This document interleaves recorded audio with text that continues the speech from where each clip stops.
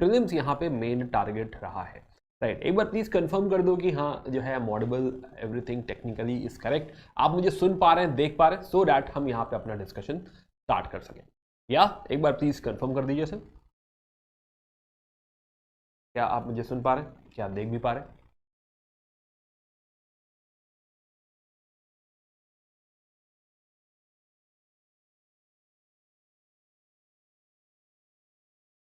या चलिए, ओके सो हम यहाँ पे बात चालू करते हैं, डिस्कशन चालू करते हैं।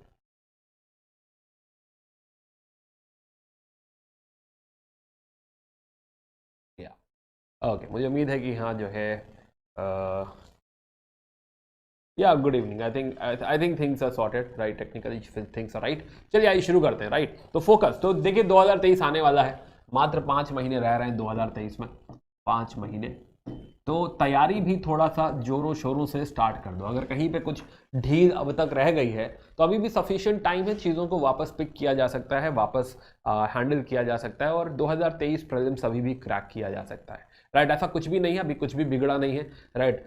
5 महीने बहुत होते हैं अगर सिर्फ प्रीलिम्स टारगेट करने की बात है, only and only for prelims, right. ये 5 महीने बहुत है, बहुत है, ठीक है ना। खाली आप प्रीलिम्स वाले जो कोर्सेज है, प्रीलिम्स वाले जो सब्जेक्ट है, सिर्फ उन्हें पढ़िए, और कुछ और अभी मत देखिए, अभी मेंस मत देखिए, ऑप्शन मत देखिए। अगर आप जो है अगर आप प्रीलिम्स इस समय निकालना चाह रहे हो और बाकी तैयारी अगर अब तक नहीं भी हुई है तो यहाँ से भी चीज़ें सुधारी जा सकती हैं।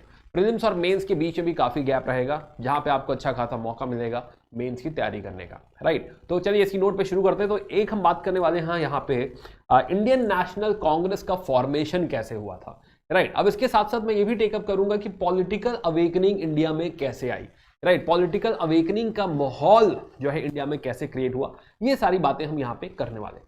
जैसा कि मैंने कहा कि ऑलरेडी मैं बहुत सारे टॉपिक्स पढ़ा चुका हूँ अंडर दिस फोकस सीरीज।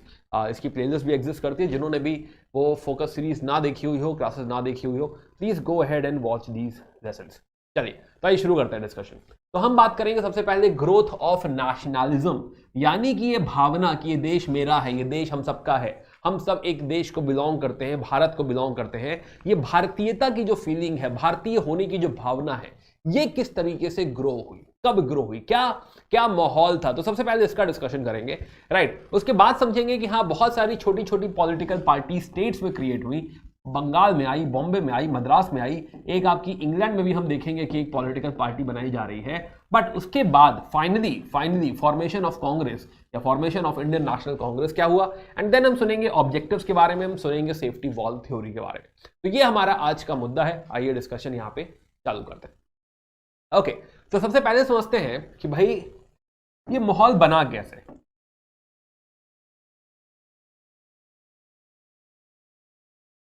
तो शुरू करते हैं, अगर 1800 से हम देखना चालू करें, 1800, और लेट से हम बात कर रहे हैं अभी कि पहली बार हमको एक पॉलिटिकल पार्टी, लेट से 1947 मार्क कर देते हैं कि हाँ जहाँ पे हम पूरी तरह से जाग उठे थे। तो पॉलिटिकल अवेकनिंग से पहले कि इसके पहले कि हमें पॉलिटिकल ज्ञान आया, हमें नेशनलिज्म, देश हम सब एक देश को बिलोंग करते हैं, ये ज्ञान आया, उसके भी पहले चालू हुआ with Raja Ram Mohan Roy. Raja Ram Mohan Roy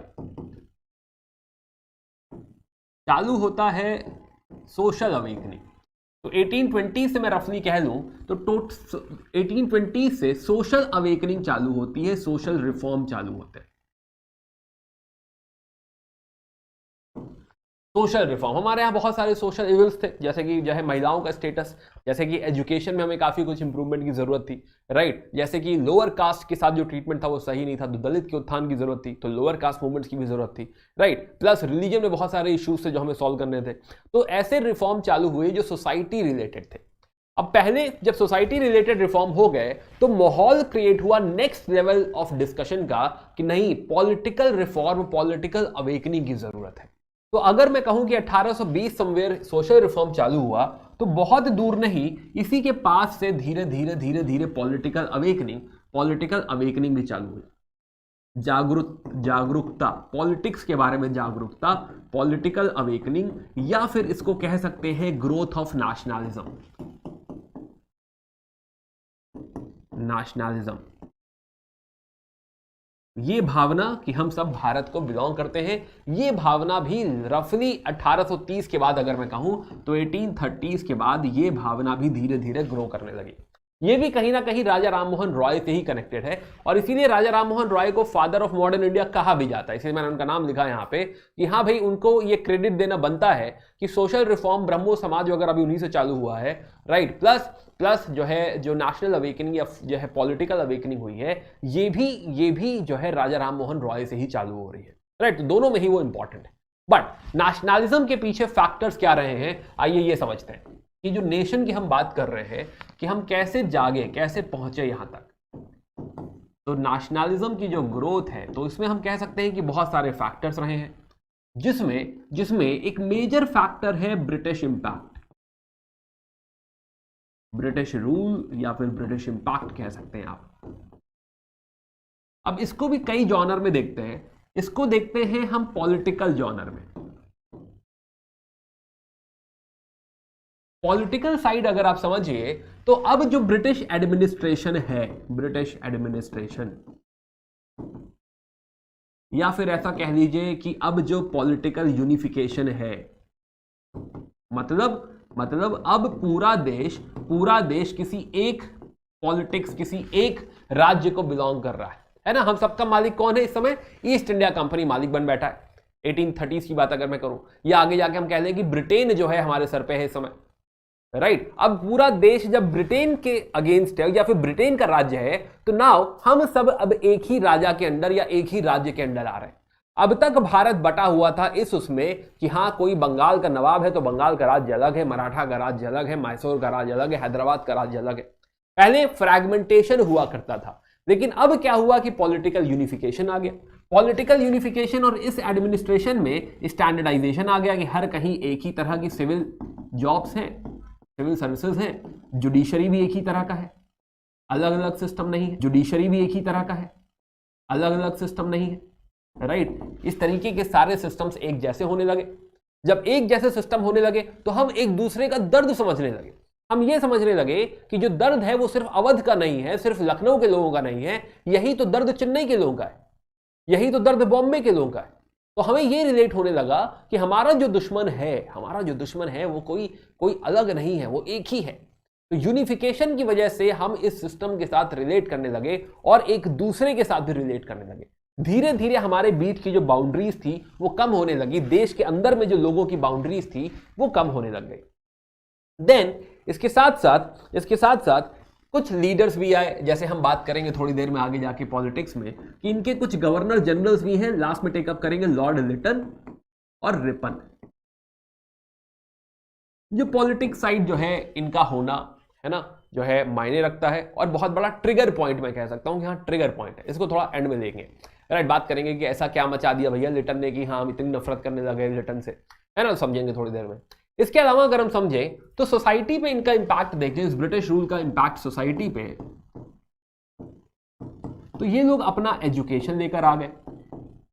education, अब जब ये अपना एजुकेशन लेकर आ गए तो इस एजुकेशन का एक बड़ा इंपैक्ट ये भी हुआ कि हम लोगों ने अंग्रेजी सीखी, इंग्लिश। अब ये लिंगुआ फ्रांका बन गई। लिंगुआ फ्रांका मतलब कि हम सारे लोग अंग्रेजी सीख गए, बोलने लगे। हमारे लीडर्स को एक कॉमन लैंग्वेज मिल गई इंटरेक्ट करने के लिए, कि अब चेन्नई का हमारा एक लीडर दिल्ली के हमारे एक लीडर से बात कर सकता है,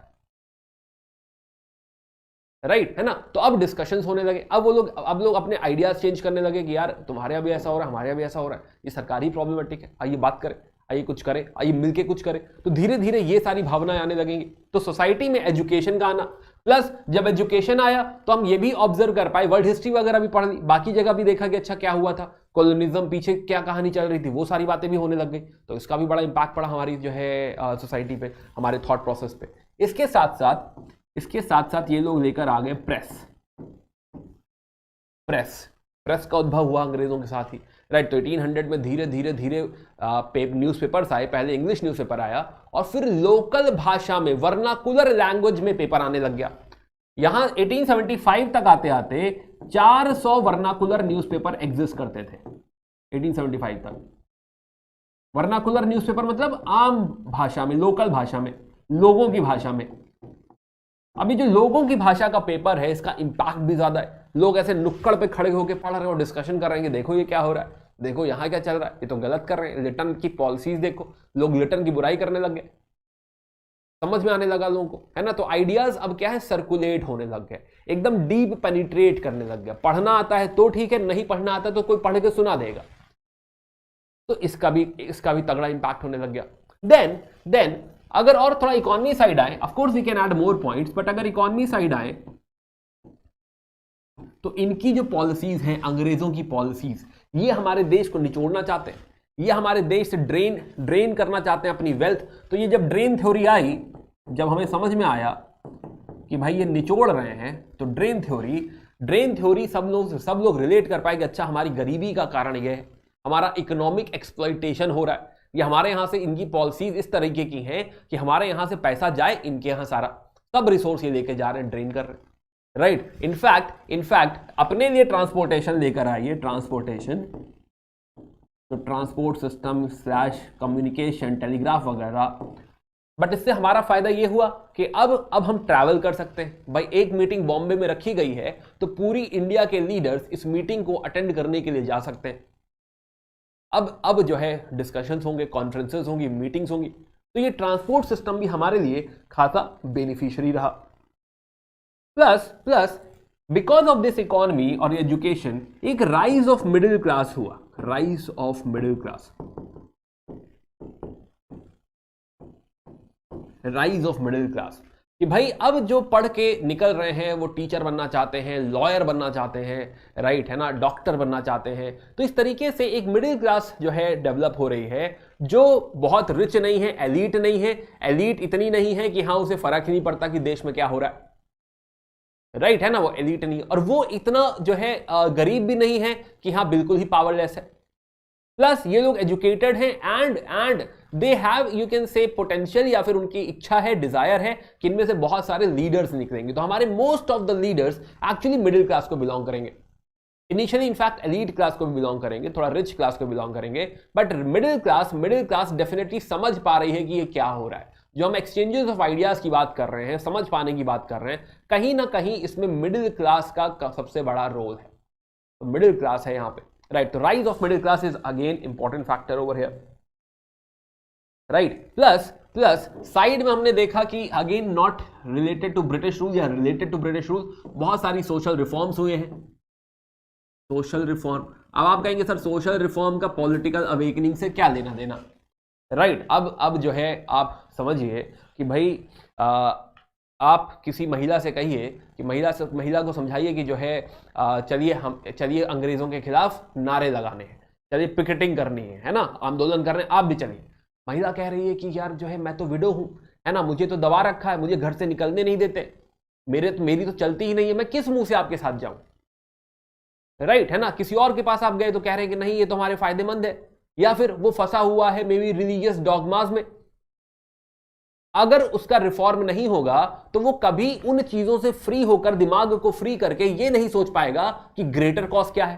तो इसीलिए सोशल रिफॉर्म भी जरूरी है ना। जो सोशल इविल्स हमारी सोसाइटी में परकुलेट कर गई हैं, अगर आप समझिए कि अगर एक बड़ा सेक्शन जो दलित सेक्शन या लोअर क्लास जो है, जिसको एज सच लोअर क्लास कहा जा रहा है, अगर लोअर क्लास जो है, लोअर क्लास जब खुद सपोर्ट अगर उसे देश में नहीं मिल रहा है, तो वो किस तरीके से इस भारत की लड़ाई का हिस्सा बन सकता है, राइट। वो एम्पावर्ड ही नहीं है। तो इसीलिए सोशल रिफॉर्म जरूरी है कि हाँ वो भी एम्पावर्ड फील करे, वो भी समझे कि हाँ मैं भारत का हिस्सा हूं, उसे भी जो है इनकलकेट किया जाए, इनकॉर्पोरेट किया जाए, एसिमिलेट किया जाए, और वो भी भारत की इस लड़ाई का हिस्सा बने।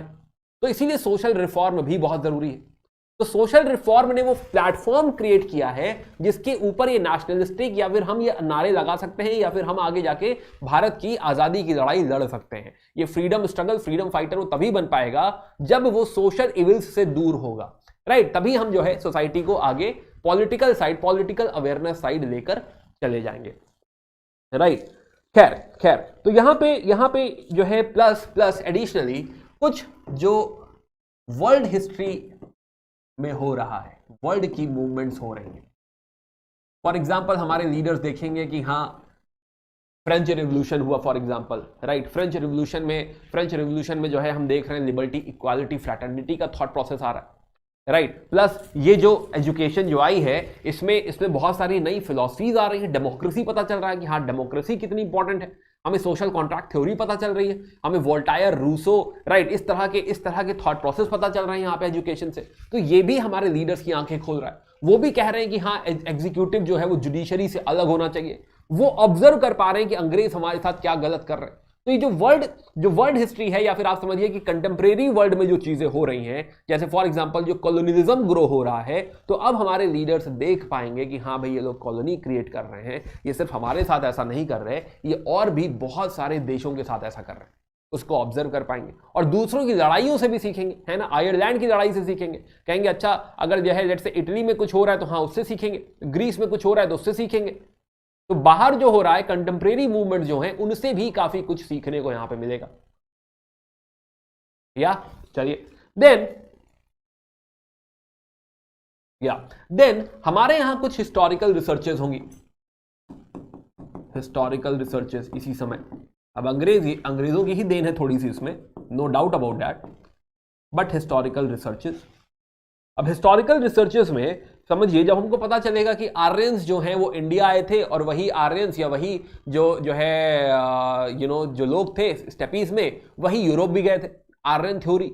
आर्यंस जब इंडिया आए थे और यूरोप भी वही गए थे, तो हमें पता चलेगा कि इंडिया और यूरोप, है ना, ऐसा कोई अलग रेस नहीं है। तो ये लोग जो बहुत सुपीरियर बने फिर रहे हैं, गोरा गोरा अपने आप को समझ रहे हैं, ऐसा कुछ है ही नहीं। बात समझ में आ रही? जब हमें रियलाइज होगा कि हमारी भाषा हिंदी या हमारी भाषा संस्कृत और इनकी भाषा लैटिन या जो भी यूरोपियन लैंग्वेजेस हैं, ये सब एक ही रूट से निकल रही हैं, ये कुछ अलग नहीं है, ये कुछ भी अलग नहीं है, ये सब एक ही रूट से निकल के आ रहा है। इनफैक्ट वो एक ही ब्रांच का पार्ट है। तो हम जब अलग नहीं हैं, हम जब नहीं अलग हैं, तो फिर क्यों ही माने कि हाँ ये गोरे हैं, काले हैं और ये रेशियल सुपीरियरिटी, ये अपार्थीड क्यों हो रहा है, हम क्यों माने इस बात पे? तो हमें कॉन्फिडेंस फील होगा। प्लस हिस्टोरिकल रिसर्चेस में जब हमें पता चलेगा कि एक हमारी गुप्ता एज हुआ करती थी, जिसे हम उस समय गोल्डन एज कहेंगे, क्लासिकल एज कहेंगे, कि हाँ भाई उस समय हमारे यहाँ इतने बड़े बड़े राइटर्स हैं लाइक कालिदासा, अभिज्ञान शकुंतलम लिख रहे हैं जो पूरी दुनिया पसंद कर रही है, उसे ट्रांसलेट करके ले जा रही है, डेफिनेटली विल फील ग्रेट। हालांकि उन्हीं के बहुत सारे रिसर्चर्स, उन्हीं के बहुत सारे writers will go through our culture and come back with things कि हाँ देखिए कितना अच्छा लिखा गया, वेदों को ट्रांसलेट किया जा रहा है। तो मैक्स मूलर हो गए, विलियम जोन्स हो गए, इस तरह के जब लीडर्स आएंगे, definitely they will be like telling us, और हमको बड़ा प्राउड फील होगा कि अच्छा हम ऐसे थे। प्लस सोशल रिफॉर्म लीडर्स में अगर हम देखें तो लीडर्स लाइक स्वामी दयानंद,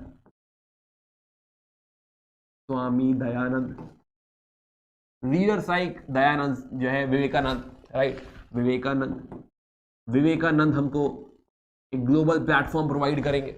लोगों को पता चलेगा हमारी स्पिरिचुअलिटी के बारे में, लोगों को पता चलेगा कि अगर eastern world, western world, Europe materialism के लिए जाना जाता है, तो भाई हम भी स्पिरिचुअलिज्म के लिए जाने जाते हैं, हमारी स्पिरिचुअल ग्रोथ भी नेक्स्ट लेवल है, राइट। तो हम प्राउड फील करने लगेंगे, अच्छा ऐसा, राइट। तो overall all these things will ensure कि हाँ हमारे अंदर ये भावना आ रही है कि हम अपने देश पर प्राउड फील करें, हम ये रियलाइज करें कि जो अंग्रेज हैं जो कर रहे हैं गलत है, and we need to work या तो अगेंस्ट इट या फिर एटलीस्ट फिक्स करते हैं, जो भी गलत हो रहा है इसे फिक्स करते हैं। तो इस माहौल में नेशनलिज्म की ग्रोथ होती है। क्या चलिए, तो ये नेशनलिज्म के फैक्टर्स थे, राइट, ये यहां पे सारे लिखे भी हुए हैं अगर मेरी राइटिंग समझ में ना आए। अब इसमें थोड़ा टाइमलाइन पे अगर हम आए तो टाइमलाइन पे अगर हम फिक्स करें तो जो कांग्रेस का फॉर्मेशन हो रहा है वो हो रहा है 1884 में, इसे थोड़ा सा 1885 में, तो इसे थोड़ा टाइमलाइन पे देते हैं। और मैंने कहा कि दो ट्रिगर अभी बाकी हैं, तो 1885 हमारा आज का जो वांटेज पॉइंट है, आज का जो इंपॉर्टेंट पॉइंट है वो है 1885, जहां पर इंडियन नेशनल कांग्रेस का फॉर्मेशन हुआ है। इंडियन नेशनल कांग्रेस का पहला सदन एंड फॉर्मेशन ऑफ आईएनसी हुआ है। हम इसकी तरफ कहानी बिल्ड कर रहे हैं। हमने 1830 से चालू किया, 1830 से, और हमने जो अब तक बिल्ड किया है वो यहां तक का माहौल बिल्ड किया है कि कैसे नेशनलिज्म की ग्रोथ हो रही है, कैसे पॉलिटिकल अवेकनिंग हो रही है। अभी हमने पहली लेग में ये बात करी। इसमें एक छोटा सा डिस्कशन बाकी है, जो कि 1876 में एंट्री होती है लिटन की, लॉर्ड लिटन। ये हमारे गवर्नर जनरल बनते हैं, लॉर्ड लिटन, और ये चले जाएंगे वापस 1880 में। तो 76 से 80 लॉर्ड लिटन है, राइट। 1857 के लिए मेरे लिए 3 गवर्नर जनरल मैटर करते हैं बहुत ज्यादा, राइट, है ना। आपकी यूपीएससी के लिए एक्चुअली मेरे लिए मैटर करते हैं, मतलब यूपीएससी के लिए मैटर करते हैं, राइट। तो एक तो उसमें से है लॉर्ड लिटन, जो कि 76 में आए और 80 में चले गए, राइट। और दूसरे हैं लॉर्ड रिपन, जो कि 80 में आए और 84 में चले गए। अब दूसरे वाले हैं रिपन, जो कि 84 में चले गए, 84। ये जो टाइम है ये है रिपन। 2 अलग अलग रंग, 2 अलग अलग पर्सनालिटी, 2 अलग अलग thought process, right. Lord Lytton and Lord Ripon. तो पहले जरा सा बात करेंगे लॉर्ड लिटन के बारे में, राइट, और फिर हम बात करेंगे लॉर्ड रिपन के बारे में, और समझेंगे कि ऐसा इन्होंने क्या कर दिया, है ना, कि हाँ, इनके जाते ही तुरंत 1885 में इंडियन नेशनल कांग्रेस की स्थापना हो गई। आइए समझते हैं। तो लॉर्ड लिटन अगर हम देखें तो लॉर्ड लिटन देखो राइटर बहुत अच्छे हैं, एस्से लिखते हैं, पोयम लिखते हैं, बहुत बढ़िया जो है राइटर होंगे, है ना। लिटरेरी वर्ड में इनकी बहुत तारीफ है, बट एडमिनिस्ट्रेटिव एक्सपीरियंस 0 है। एडमिनिस्ट्रेशन का कोई एक्सपीरियंस नहीं है इनको, और इनको बना के भेज दिया गया है क्या, governor general of India. He is now governor general of India. मैंने कहा ना 3 लोग मैटर करते हैं, ये इंपॉर्टेंट है, तो ध्यान रखिएगा इनको, governor general of India. 76 to 80 का समय। अब ये जिस समय एंटर कर रहे हैं, इस समय इंडिया में सूखा पड़ा हुआ है, फैमिन आया हुआ है, ये जोन फैमिन का जोन है, राइट। इंडिया में इस समय भीषण फैमिन आया हुआ है 76 to 80 में, 76 to 78 समवेयर। उस समय इनकी एंट्री हुई। अब इस समय जब ये एंट्री कर रहे हैं, तो बिकॉज इनका खुद का तो कोई ऐसा बहुत एक्सपीरियंस एडमिनिस्ट्रेशन में है नहीं, तो मेरे ऊपर कोई उंगली ना उठाए, सबको बना के रखा जाए, तो ये क्या करेंगे, बहुत ज्यादा चापलूसी करेंगे, राइट। अब जैसे पहली चापलूसी है कि जो ट्रेडर्स हैं, जो इंग्लिश ट्रेडर्स हैं, ये कहेंगे कि आपके लिए इंपोर्ट ड्यूटी घटा देंगे, है ना, टेक्सटाइल पे इंपोर्ट ड्यूटी घटा देंगे, कितना अच्छा आदमी है देखो, है ना, ऐसा अंग्रेज कहेंगे। ऐसा वहां के जो लॉबी है, जो कपड़ों की लॉबी हो, कहेगी वाह भाई वाह, बहुत अच्छा आदमी है लॉर्ड लिटन, हमारे लिए ड्यूटी कम कर दी है। सी कस्टम्स एक्ट 1878, राइट। फिर कह रहे हैं कि रानी साहिबा के लिए एक रॉयल टाइटल्स एक्ट लेकर आए 76 में, 1876 only, royal titles act, right. कह रहे हैं कि रानी साहिबा को कैसरे हिंद का टाइटल देंगे हम, कैसरे हिंद। तो क्वीन विक्टोरिया को इंडिया में कैसरे हिंद का टाइटल दिया गया, queen empress of India, right. अब उसके लिए बढ़िया गाला डिनर, तो जो है सेलिब्रेशन, तो नाच गाना, तो जो है डेकोरेशन सब हो रहा है। अब सोचो कि हाँ जो है देश में सूखा पड़ा हुआ है और प्राइम मिनिस्टर या प्रेसिडेंट इस तरह की पार्टी करे, बुरा लगेगा ना, कि भाई आपके पास हमें बचाने के लिए खर्चा नहीं है, पैसा नहीं है, और आप इस तरह की पार्टीज थ्रो कर रहे हैं, है ना। रॉयल टाइटल्स एक्ट, ऐसा टाइटल देना क्या ही इंपॉर्टेंट है, कि भाई वो तो है रानी इंडिया की, इस समय इंडिया की रानी है, ऑलरेडी डिक्लेयर्ड है, 1858 में डिक्लेयर हो चुका है, तो तुम क्या समझा रहे हो इसमें। तो लॉर्ड लिटन का यहां पे जो समझाना है, इट इज मोर लाइक कि देखो मैंने आपके लिए क्या किया, कितना अच्छा आदमी हूं मैं, राइट। तो 1876 में क्वीन एम्प्रेस ऑफ इंडिया या फिर कैसरे हिंद का टाइटल इन्होंने क्वीन विक्टोरिया को दिया। नाउ ये यहां तक बात नहीं बनी, फिर इन्होंने क्या किया, एक आर्म्स एक्ट लेकर आए 1878, बड़ा फेमस है इनके लिए आर्म्स एक्ट। कह रहे हैं कि भाई किसी को आर्म्स रखना अलाउड नहीं है, राइट, किसी को आर्म्स रखना अलाउड नहीं। हमने कहा ठीक है, आर्म्स अलाउड नहीं होना चाहिए, ठीक है, आर्म्स की पॉलिसी है कि भाई लाइसेंस होना चाहिए, उसके बिना आपके पास अगर लेट से कोई आर्म्स हुआ तो गलत हुआ। क्यों? क्योंकि सोसाइटी की सेफ्टी के लिए, सिक्योरिटी के लिए इट इज नॉट गुड, अच्छा आइडिया। बट कह रहे हैं कि अंग्रेजों को अलाउड है। अब लोग कह रहे हैं यार ये तो रेसिस्ट हो गया, है ना, कि भाई अंग्रेज बड़े समझदार हैं, वो आर्म्स रखेंगे, कोई गलती नहीं करेंगे, कोई ऐसा झगड़ा नहीं करेंगे, नॉट जो है bad for the society, society के लिए गलत नहीं है, लेकिन इंडियंस नहीं रख सकते। तो कह रहे हैं कि अंग्रेज और गवर्नमेंट ऑफिशियल्स जो हैं वो लोग रख सकते हैं आर्म्स। तो हमें बुरा लगा 78 में जब ये आर्म्स एक्ट आया, राइट, खूब हलचल मची। प्लस इन्होंने कहा कि जो सिविल सर्विसेज है, यूपीएससी जो उस समय का यूपीएससी होता था, कोवेनेंटेड सिविल सर्विसेज, ये बात उठ रही थी कि इंडियंस को एंट्री मिलनी चाहिए, राइट उस समय माहौल ये है 76 में कि डिमांड है कि भाई इंडियंस को सिविल सर्विसेज में आईएएस बनने के लिए यूपीएससी, मतलब उस समय तो यूपीएससी तो खैर नहीं है, कोऑर्डिनेटेड सिविल सर्विसेज है, बट हाँ डीएम बनने का मौका होना चाहिए, राइट इंडियंस को भी एग्जाम देने दो, है ना। तो इन्होंने कहा नहीं नहीं नहीं ऐसा करो, इसको बंद ही कर दो और उसकी जगह क्या लेकर आओ, स्टैट्यूटरी सिविल सर्विसेज। वाहियात आइडिया है स्टैट्यूटरी सिविल सर्विसेज। अब इसका थोड़ा सा बताऊं मैं तो उसमें यह है कि कोई भी एलीट फैमिली जो हम जानते हैं, हमारा दोस्त है, लिटन का दोस्त है, उसको सीधे डीएम बना दो, something like that, not exactly DM but something like that, right. तो स्टैट्यूटरी सिविल सर्विसेज का आइडिया प्रपोज कर रहे हैं। अब उस समय बहुत सपोर्ट नहीं मिला तो इन्होंने क्या कर दिया कि इन्होंने यूपीएससी की एज घटा दी, 21 साल से 19 साल कर दी। आप कहेंगे सर अच्छी बात है, 19 साल में अटेम्प्ट दे देगा, क्या ही बुराई है। अरे नहीं, ये मैक्सिमम एज है, राइट, कि मैक्सिमम आप 19 साल के हो सकते हैं जब आप यूपीएससी की तैयारी कर रहे हो, राइट, है ना। अब मुझे 19 साल की उम्र में मुझे नहीं याद है कि हाँ यूपीएससी लायक था मैं, क्या मैं सोचूं कि हाँ मैं यूपीएससी निकाल ले जाऊंगा समथिंग, राइट। अब यहां पे इन्होंने यूपीएससी के लिए एज ही कम कर दी है, मैक्सिमम एज कर दी है, कम कर दी है। बात समझ आ रही है, राइट, मैक्सिमम एज इन्होंने यहां कम कर दी है। अब ये सारी जो चीजें हैं, this led to a lot of protest. फिर अफगान वॉर ये लेकर आए जो कि और वाहियात है। तो फिलहाल which led to a lot of protest, Lytton से लोग नफरत करते हैं, राइट, है ना, नफरत करते हैं लिटन से। तो इनके खिलाफ इंडियंस ने खूब अपना पेपर छापना शुरू किया। अभी देखेंगे सुरेंद्र नाथ बनर्जी को, तो सुरेंद्र नाथ बनर्जी इसके खिलाफ एजिटेट करेंगे, उनकी पार्टी इसके खिलाफ एजिटेट करेगी, राइट, कि हाँ गलत हो रहा है, गलत हो रहा है। कहेंगे अच्छा ओके ऐसे कैसे, तो कह रहे हैं कि एक नया एक्ट लेकर आए, vernacular press act 1878, vernacular press act VPA.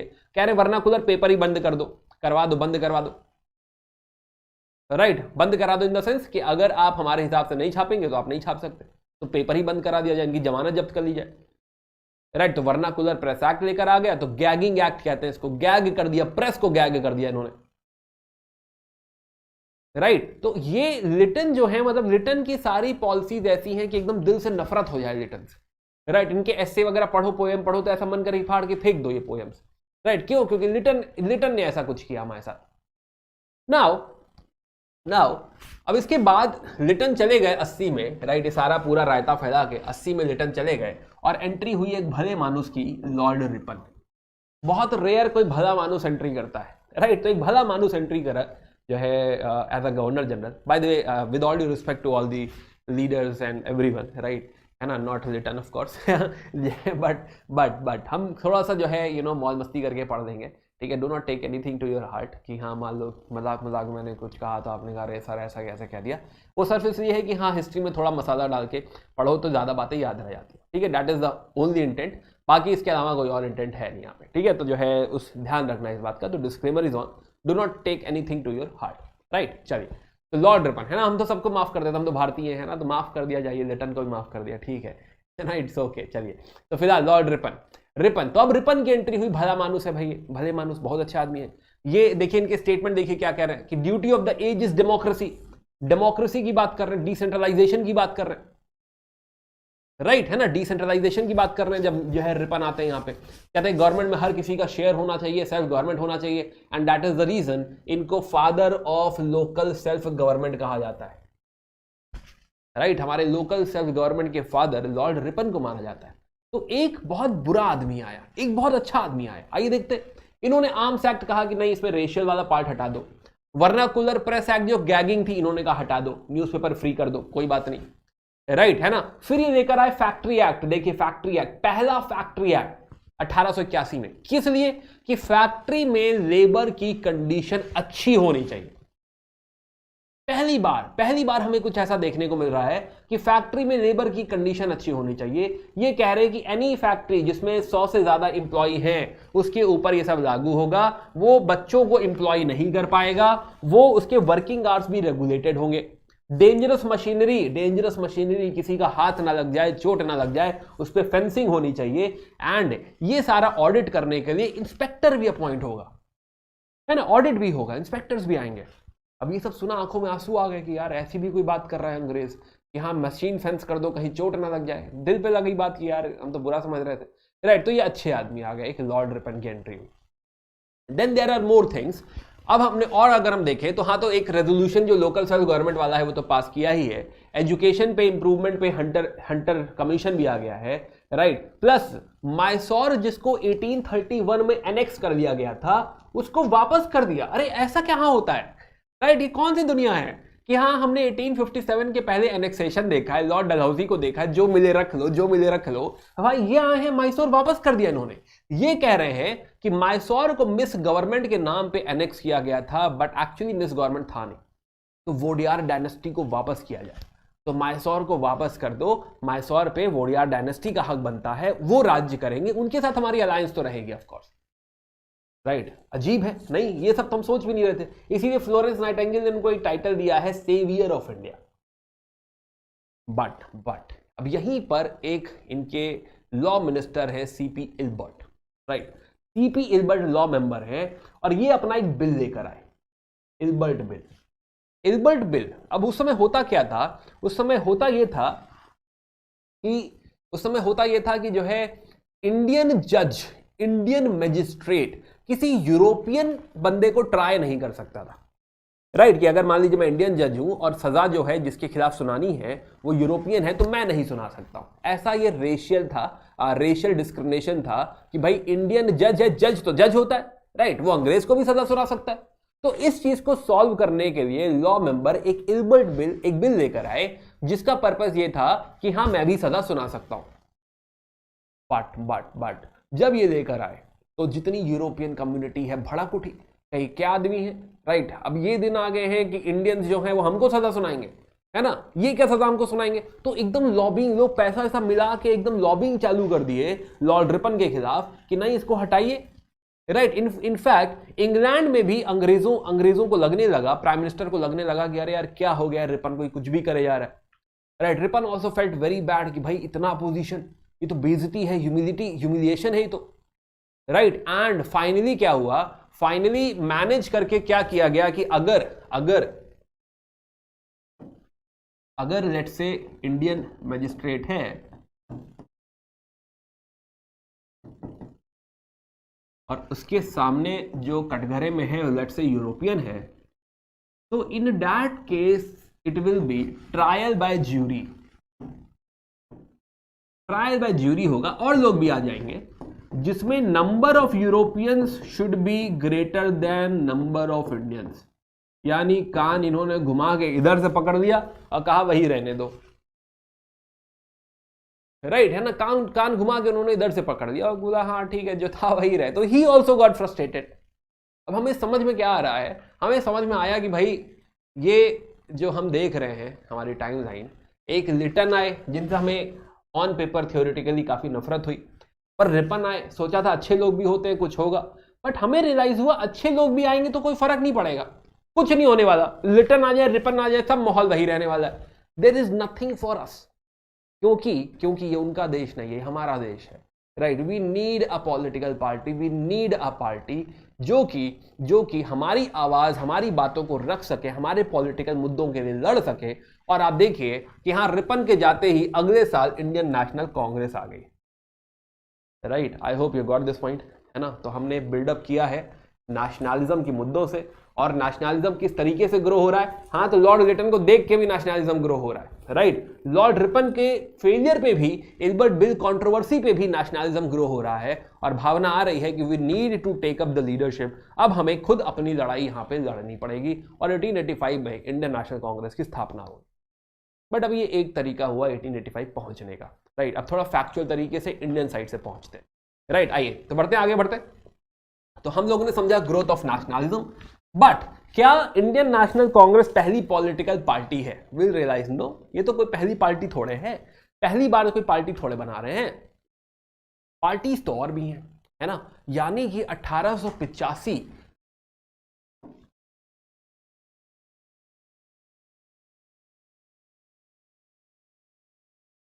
है ना, हमारे लिए वेंटेज पॉइंट क्या है, कहां पहुंचना चाहते हैं हम, 1885 formation of Indian national Congress. अब हम बात करने जा रहे हैं कि भाई ये पहली पॉलिटिकल पार्टी नहीं है, इसके पहले भी 1830 से अगर हम कहानी चालू करें, 1830s, राइट, तो बहुत सारी पॉलिटिकल पार्टी, बहुत सारी मतलब हाँ कुछ पॉलिटिकल पार्टीज एग्जिस्ट करती हैं जिसे हम लोग 3 एंगल में पढ़ सकते हैं। एक हम बात करेंगे बंगाल की पॉलिटिकल पार्टीज, एक हम बात करेंगे मद्रास में पॉलिटिकल पार्टीज, दूसरा मुद्दा, और तीसरा मुद्दा है बॉम्बे की पॉलिटिकल पार्टीज। 3 प्रेसिडेंसीज और तीनों जगह पॉलिटिकल पार्टीज बनेंगी। तो ये 3 जगह हम देखेंगे कि नेशनलिज्म या पॉलिटिकल ग्रोथ, क्योंकि ये प्रेसिडेंसीज हैं, यहां पे स्वयं गवर्नर बैठे हुए हैं, इन दोनों जगह गवर्नर बैठे हैं, यहां गवर्नर जनरल बैठा हुआ है, तो यहां पे इंपैक्ट ऑफ ब्रिटिश कहीं ज्यादा है, कोर है ये। तो यहां पर जब कोर ज्यादा है, धक्का ज्यादा है, तो उसका रिएक्शन भी ज्यादा आएगा, नेशनलिज्म की ग्रोथ भी ज्यादा आएगी, राइट। तो यहां पे पॉलिटिकल पार्टी सबसे पहले ग्रो करेंगी और उसमें भी सबसे पहले लीड करेगा बंगाल, पहले नंबर पे अगर आएगा तो वो है बंगाल, है ना। इसके अलावा एक और जगह पॉलिटिकल पार्टीज आएंगी, वो है आपका ब्रिटेन, आपका नहीं, हाँ उनका ब्रिटेन। Why Britain? क्योंकि ब्रिटेन में हम सोच रहे, हमें ऐसा लगता है कि अगर ब्रिटेन जाके अंग्रेजों को बता देंगे, उनकी पार्लियामेंट को समझा देंगे कि भाई देखिए आप जो है भारत में गलत कर रहे हैं, चीजें सुधार दीजिए, आपके यहाँ कितना अच्छा है तो हमारे यहाँ भी सही कर दीजिए, ऐसा अगर हम करेंगे तो शायद कोई फायदा हो, राइट। प्लस ब्रिटेन में भी कुछ लीडर्स हैं who are actually you can say ethical leaders, right, जो चाहते हैं कि भारत में अच्छा हो, तो हमें उनका सपोर्ट भी मिलेगा, तो उनके साथ काम करके, उनके साथ कुछ पार्टीज बना के हमको फायदा होगा। तो ये 4 पॉइंट हैं इस समय, आगे और भी पॉइंट्स क्रिएट होंगे, बट अभी बिफोर इंडियन नेशनल कांग्रेस ये 4 पॉइंट एग्जिस्ट करते हैं, राइट। 4 पॉइंट एग्जिस्ट करते हैं जहां पे हम देखेंगे पॉलिटिकल पार्टीज का गठन, और इसमें भी सबसे इंपॉर्टेंट है बंगाल। तो बंगाल से आइए कहानी शुरू करते हैं। तो हम लोग देख रहे हैं growth of nationalism, political parties in Bengal. ये कुछ पॉलिटिकल पार्टीज हैं बट मुद्दा यहाँ का है, तो हम शुरू करेंगे यहाँ से, पहला मुद्दा बंगाल से, है ना। इतना बड़ा क्यों बना रहे हैं, हम पहला मुद्दा ले रहे हैं बंगाल। तो कहानी यहाँ भी राजा राममोहन रॉय से शुरू करते हैं। तो राजा राममोहन रॉय, यह चैट में इतना क्यों, सुन लो पहले, सुन लो, क्लास के एंड में आई टेक डाउट्स, ठीक है। क्लास के एंड में क्या होता है कि आप लोग इधर उधर की बहुत सारी बातें करते रहते हैं, तो that is the reason I avoid taking chats in between. तो मैं पहले पूरा पढ़ा लेता हूँ, फिर लास्ट में बात करेंगे, लास्ट में आप बताइएगा, लास्ट में मैं चैट टेकअप कर लूँगा, ठीक है। तो अभी फिलहाल जो है पहले पूरा पढ़ लेते हैं, फिर लास्ट में जो भी कुछ होगा आप बताइएगा, करेंगे डिस्कशन, ठीक है। तो लास्ट में 15 minutes will keep for chat discussion, right. अभी सब लोग पढ़ने पे ध्यान दीजिए, राइट। यूपीएससी आ रहा है, थोड़ा सीरियस हो जाओ सारे लोग, है ना। जितना आप पढ़ोगे वही, यही सब पढ़ना ही आगे काम आने वाला है ना। बाकी तो क्या ही है। Student of Abhishek sir, okay, welcome man, thanks, okay. चलो सुनाओ, अभिषेक सर मैं ही हूँ ना। चलो ओके, चलो कोई बात नहीं, खुश तो हो सकते हैं ना। ओके, सो पॉलिटिकल एसोसिएशन इन बंगाल। तो पॉलिटिकल एसोसिएशन बंगाल से अगर हम शुरू करें तो कहानी फिर राजा राममोहन रॉय से चालू होती है, राइट। राजा राममोहन रॉय से। राजा राममोहन रॉय मोस्टली एक सोशल लीडर है, राइट। मोस्टली मैं इनको एक सोशल रिफॉर्मर मानता हूं, खुद को भी सोशल रिफॉर्मर ही मानते हैं, राइट। क्यों सोशल रिफॉर्मर मानते हैं? क्योंकि अभी समय पॉलिटिकल का हुआ ही नहीं है। ऐसा नहीं है कि उनकी पॉलिटिकल थॉट नहीं है, ऐसा नहीं है कि उनकी पॉलिटिकल डिमांड नहीं है। हमें भूलना नहीं चाहिए कि सती का जो एक्ट है वो यही लेकर आए, यही पुश करवा के लेकर आए हैं कि सती रेगुलेशन एक्ट चाहिए तो चाहिए, right? He has a lot of political thoughts, political demands, but he is not pushing those political demands because क्योंकि उन्हें लगता है कि अभी समय नहीं हुआ है, राइट। तो आप देखिएगा तो सोशल रिफॉर्मर, तो ये कुछ चीजें पुश करेंगे और हमें कुछ चार्टर एक्ट ऑफ 1833 में इनका इंपैक्ट देखने को मिलता है, right. Definitely there are few political angles related to him, but otherwise mostly हम उनको जानते हैं आत्मीय सभा के लिए, आत्मीय सभा, हम जानते हैं उनको ब्रह्मो समाज के लिए। बट हाँ, वी मस्ट नॉट फॉरगेट कि भाई वो हर डायमेंशन में लीडर हैं, पॉलिटिकल साइड भी उनका उतना ही इंपैक्ट हो सकता था अगर उस समय सही होता तो उनका जो मेजर फोकस रहा है वो सोशल साइड, मोनोथीज्म पे फोकस रहा है कि मोनोथीस्टिक सोसाइटी होनी चाहिए, इविल्स के लिए लड़ना है, वुमेन के लिए लड़ना है, उस पर फोकस रहा है। अब इन्हीं के फॉलोअर्स, अब सोचो भले डायरेक्ट वो नहीं, बट उनके फॉलोअर्स देखिए, उनके फॉलोअर्स, उनके जो है एसोसिएट्स विल क्रिएट बंग भाषा प्रकाशिका सभा, पहली बॉडी बंग भाषा प्रकाशिका सभा 1836। तो 1836 में हमको एक पॉलिटिकल बॉडी नजर आ रही है बंगाल में, राइट, है ना, पहली organised political association in India. क्या बात कर रहे हैं? कह रहे हैं अब एजुकेशन के लिए बात कर रहे हैं, कह रहे हैं कि इंडियंस को एडमिनिस्ट्रेशन में मौका क्यों नहीं देते हो। सोचो 1830s में ये बात हो रही है कि इंडियंस को एडमिनिस्ट्रेशन में मौका क्यों नहीं देते हो, राइट है ना। प्लस प्लस कह रहे हैं कि हाँ हम ये अपनी बातें ब्रिटिश पार्लियामेंट तक पहुंचाएंगे, क्योंकि ऐसा लग रहा है कि अगर अंग्रेजों को जाके बता देंगे, ब्रिटिश पार्लियामेंट को जाके बता देंगे तो शायद ज्यादा इंपैक्ट आएगा, राइट। तो बंग भाषा प्रकाशिका सभा 1836। अब उसके बाद आप देखिए एक और बॉडी आती है land holder society. Land holder society, अब ये एक एलीट क्लास बॉडी है जिसमें सारे जमींदार हैं, थोड़े रिच लोग हैं, जमींदार लोग हैं, लैंड होल्डर्स हैं, राइट है ना। रिच लोग इस सोसाइटी में देखने को मिलेंगे। तो इनको लगा कि भाई हम एक पॉलिटिकल बॉडी बना के अगर अपनी जो डिमांड्स हैं कि हमको और लेट्स से परमानेंट सेटलमेंट में सपोर्ट चाहिए, हमें ऐसी पॉलिसीज चाहिए जो हमको सपोर्ट करे, तो we should form a political party. तो इन्होंने एक लैंड होल्डर सोसाइटी बनाई, जमींदारी एसोसिएशन बनाया, and this is again in 1838। अभी 30s में ही चल रहे हैं हम लोग, ऐसे सारे ईयर्स हमको रटने नहीं है कुछ, बस हम इसीलिए बार बार कह रहा हूं कि 1830 से कहानी चालू हुई है। तो हमें दिखा कि लैंड होल्डर सोसाइटी, जमींदारी एसोसिएशन, इसमें सारे नाम मत सुनो, बट हाँ यहाँ पे टैगोर साहब हैं, Dwarkanath Tagore, and Radhakanta Deb initial founders में से है, राइट। दे आर आस्किंग जो है राइट्स, जो डिमांड है इनकी, that is with respect to जो है जमींदार, कि हाँ जमींदारों का फायदा होना चाहिए। बट ऐसा नहीं है कि हाँ ये सिर्फ जमींदारों के लिए मांग रहे हैं, right. They are also asking कि हाँ भाई जुडिशरी में रिफॉर्म होना चाहिए, पुलिस में भी रिफॉर्म होना चाहिए, राइट, रेवेन्यू डिपार्टमेंट में भी रिफॉर्म होना चाहिए, राइट। वेस्ट देखो, बाकी जो डिमांड्स है मोस्टली जमींदारी रिलेटेड है, but there are some national demands as well. तो लैंड होल्डर सोसाइटी में हमको दिखा कि हाँ भाई ऐसी कोई डिमांड भी एग्जिस्ट करती है, या हाँ। तो डेट टारगेट मत करना सब लोग, राइट। सब लोग कैसे टारगेट करो, ऐसा टाइमलाइन बना लिया करो। टाइमलाइन से अच्छा कोई मेथड ही नहीं है।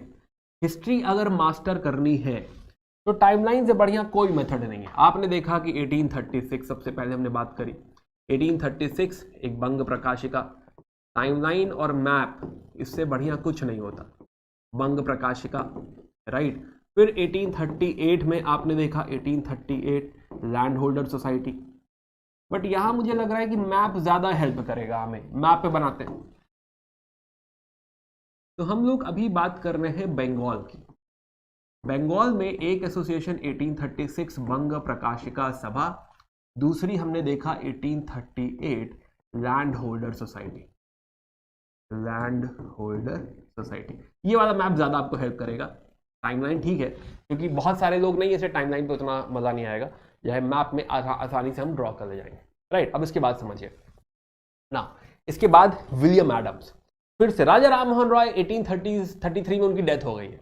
राजा राम मोहन रॉय अभी नहीं है, बट वो जो करके गए हैं ना वो आगे भी दिख रहा है हमको। तो राजा राम मोहन रॉय के ही एक मित्र है विलियम एडम, जो उनके साथ बंगाल में काम करते थे, उनके साथ कैलकाटा यूनिटेरियन सोसाइटी रहे उन्होंने सेटअप करी है, right, which is again working for monotheism.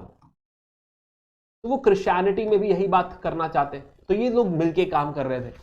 अब विलियम एडम जाते हैं ब्रिटेन, वहां जाते हैं ब्रिटेन जाके बताते हैं अपना एक्सपीरियंस ऑफ इंडिया, राजा राम मोहन रॉय की बातें।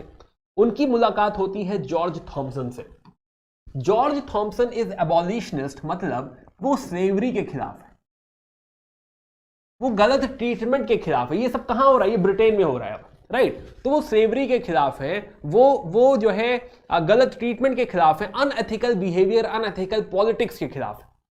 तो जॉर्ज थॉमसन से जब विलियम एडम की मुलाकात होती है तो विलियम एडम पुश करते हैं कि जो है हमें एक ऐसी बॉडी बनानी चाहिए जो कि इंडिया में चीजों को फिक्स करे, राइट। अगर हम इंडिया को एक्सप्लॉइट कर रहे हैं, mind it, this is happening in 1830s, right. ये 1840 के आसपास मान लो या 1830s मान लो कि इस समय ब्रिटेन में भी कुछ लीडर्स हैं जो इस तरह की बात कर रहे हैं, जैसे कि विलियम एडम, जैसे कि जॉर्ज थॉमसन भी इस बात में एग्री कर रहे हैं। और इन लोगों ने एक सोसाइटी बनाई, ब्रिटिश इंडिया सोसाइटी, इन 1839।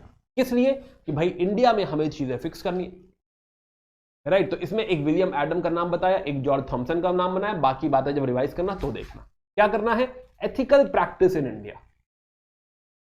अब यहां पे वापस अगर मैप पे आए तो हमें ब्रिटेन में एक सोसाइटी बनती हुई दिख रही है इन 1839, which is British India society, BIS। Right. अब क्या करें, अब 1839 में ये भी हो गया, अब यहां से बैठ के तो कुछ बनेगी नहीं बात, they will have to go on the ground, and to go on the ground they will open one branch है, एंड रफली अराउंड 1843, है ना, कुछ ही सालों में, 4 सालों में, 4 सालों में एक और बॉडी यहां पे आ जाएगी, BBIS। आई अंडरस्टैंड, देखो फैक्ट है, आप कहेंगे सर यही सब रट जाएगा, नहीं नहीं, ऐसा नहीं होता कि सब यहीं रट जाएगा, आप कहानी समझ जाएंगे, थ्रेड समझ जाएंगे, क्यों हो रहा है समझ जाएंगे, बट कुछ फैक्ट इसीलिए बनाया जाता है ना, ये क्यों बनाया जा रहा है, आप भी बनाइए, पेपर पेन लेके बैठिए, आप भी बनाइए, और जो है जब आप रिवाइज करेंगे तो यही पेपर आपको सब कुछ याद दिला देगा, राइट। तो समझिए, तो इन्होंने एक ब्रांच बनाई बंगाल में, ये भी बंगाल पहुंचे, बंगाल में इन्होंने BBIS, तो बंगाल में बिग बॉस, सब बीबी है, बंगाल बिग बॉस, ऐसे जो भी याद करना चाहो, तो बिग बॉस या बंगाल ब्रिटिश इंडिया सोसाइटी इन्होंने क्रिएट करी, तो बिस का बिस BBIS हो गया, बिस कौन है, तो जॉर्ज थॉमसन इस समय खुद इंडिया है 1843 में, और इन्होंने ये सोसाइटी बिल्ड करी BBIS कि भाई हम ग्राउंड लेवल पे, ग्राउंड उस पर जो है काम करेंगे। अब बंगाल में अगेन, बंगाल में एक और ग्रुप है, यंग डेरोजियंस कहते हैं, डेरोजियंस, ये भी इनको सपोर्ट करेंगे। इस बार का ये सवाल भी था, यंग बंगाल मूवमेंट, ये लोग कहेंगे हम भी आपके साथ हैं, फुल सपोर्ट है। ये एक्चुअली हेनरी विवियन डिरोजियो के स्टूडेंट्स हैं, राइट, है ना। अब जैसे कल को तुम सारे लोग कहो कि नहीं अब हमें देश के लिए कुछ करना है क्योंकि अभिषेक सर ने कुछ कहा था, तो तुम सारे क्या कहलाओगे, अभिषेकियंस कहलाओगे, है ना। तो वैसे ही ये लोग जो है ये डेरोजियंस कहलाते हैं कि उस समय Henry Vivian Derozio French revolution पढ़ाते थे, लिबर्टी, इक्वालिटी, फ्रेटर्निटी पढ़ाते थे, और पॉलिटिकल अवेकनिंग में हेनरी विवियन डिरोजियो का अच्छा खासा हाथ है, तो बंगाल के टीचर हैं वो। तो ये जो यंगस्टर्स थे जो उनको मानते थे, तो ये उनका जो मूवमेंट है that is called as young Bengal movement. Last year का सवाल है, यंग बंगाल मूवमेंट, डेरोजियंस, तो ये भी यहां पे इनकी मदद करेंगे। अब हो क्या रहा है कि नाउ ये दो बॉडी जो है, एक आपका ये लैंड होल्डर सोसाइटी, ये भी यहीं ऑपरेट कर रहा है, और BBIS ये भी यहीं ऑपरेट कर रहा है, दोनों मिलके ऑपरेट कर रहे हैं और कुछ नहीं हो रहा है, कोई फायदा नहीं हो रहा है यहां पे, right. And finally they will realise कि ये अलग अलग काम करके क्या फायदा, आओ मित्र दोस्ती कर ले, बिया कर लेते हैं, बिया, और क्रिएट होगा बिया।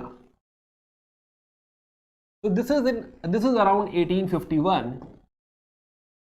इन दोनों को रियलाइज हो जाएगा 1850 तक आते आते कि कुछ बात बन नहीं रही है, दोस्ती कर लेते हैं, तो बिया हो जाएगा, बिया समझते हो, बिया मतलब ब्रिटिश इंडियन एसोसिएशन, राइट। तो बिया का फॉर्मेशन होगा 1851। आइए आते हैं इस पे आते हैं, वरना ये मिस हो जाएगा हमसे। या तो ब्रिटिश इंडियन एसोसिएशन, जिसे हम लोग याद करने के लिए खाली इसको बिया कह दे रहे हैं, बिया, ब्रिटिश इंडियन एसोसिएशन, दोनों बॉडीज एक्चुअली मिल चुकी हैं, राइट, दोनों ही बॉडीज यहां पे मिल चुकी हैं, लैंड होल्डर सोसाइटी भी और ब्रिटिश इंडिया सोसाइटी पे।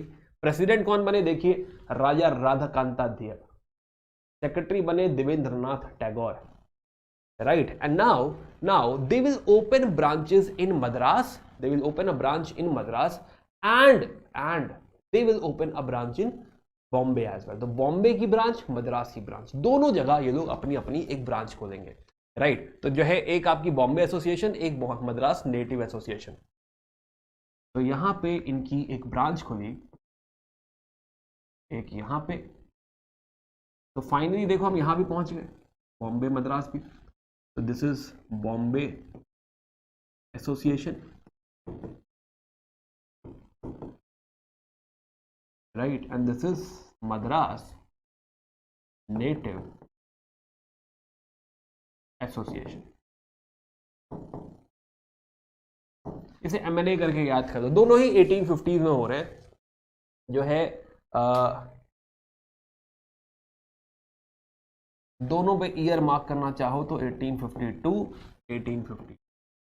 तो 1852 में तीनों सेंटर ऑक्यूपाइड हो गए, और अगर इसे अलग अलग याद करते तो मजा नहीं आता। अब हमारा पूरा थ्रेड क्लियर है, हमको पता है कि हाँ जो है किस तरीके से ये सारी बॉडीज क्रिएट हुई है, सब अभी एक ही थ्रेड चल रहा है, ये सब कुछ अभी एक ही थ्रेड चल रहा है, बंगाल का इसमें काफी बड़ा योगदान रहा है, राइट। अब अगर हम टाइमलाइन पे आए, है ना, तो यहां तक हम सारे लोग साथ में, मुझे उम्मीद है कि हाँ ये क्लियर हो गया होगा कि कैसे हुआ, बट ये टाइमलाइन पे अगर हम आए तो अभी जो भी कहानी हमने पढ़ी, हमने पढ़ा कि हाँ 1830, 39 और फिर अभी 52 तक, 52 तक की कहानी सुनी हमने, राइट। 43 में बंगाल पहुंच गए थे। तो जो भी कुछ हो रहा है अभी इस डायमेंशन में, इस एरिया में हो रहा है, ये आपका फर्स्ट जोन है,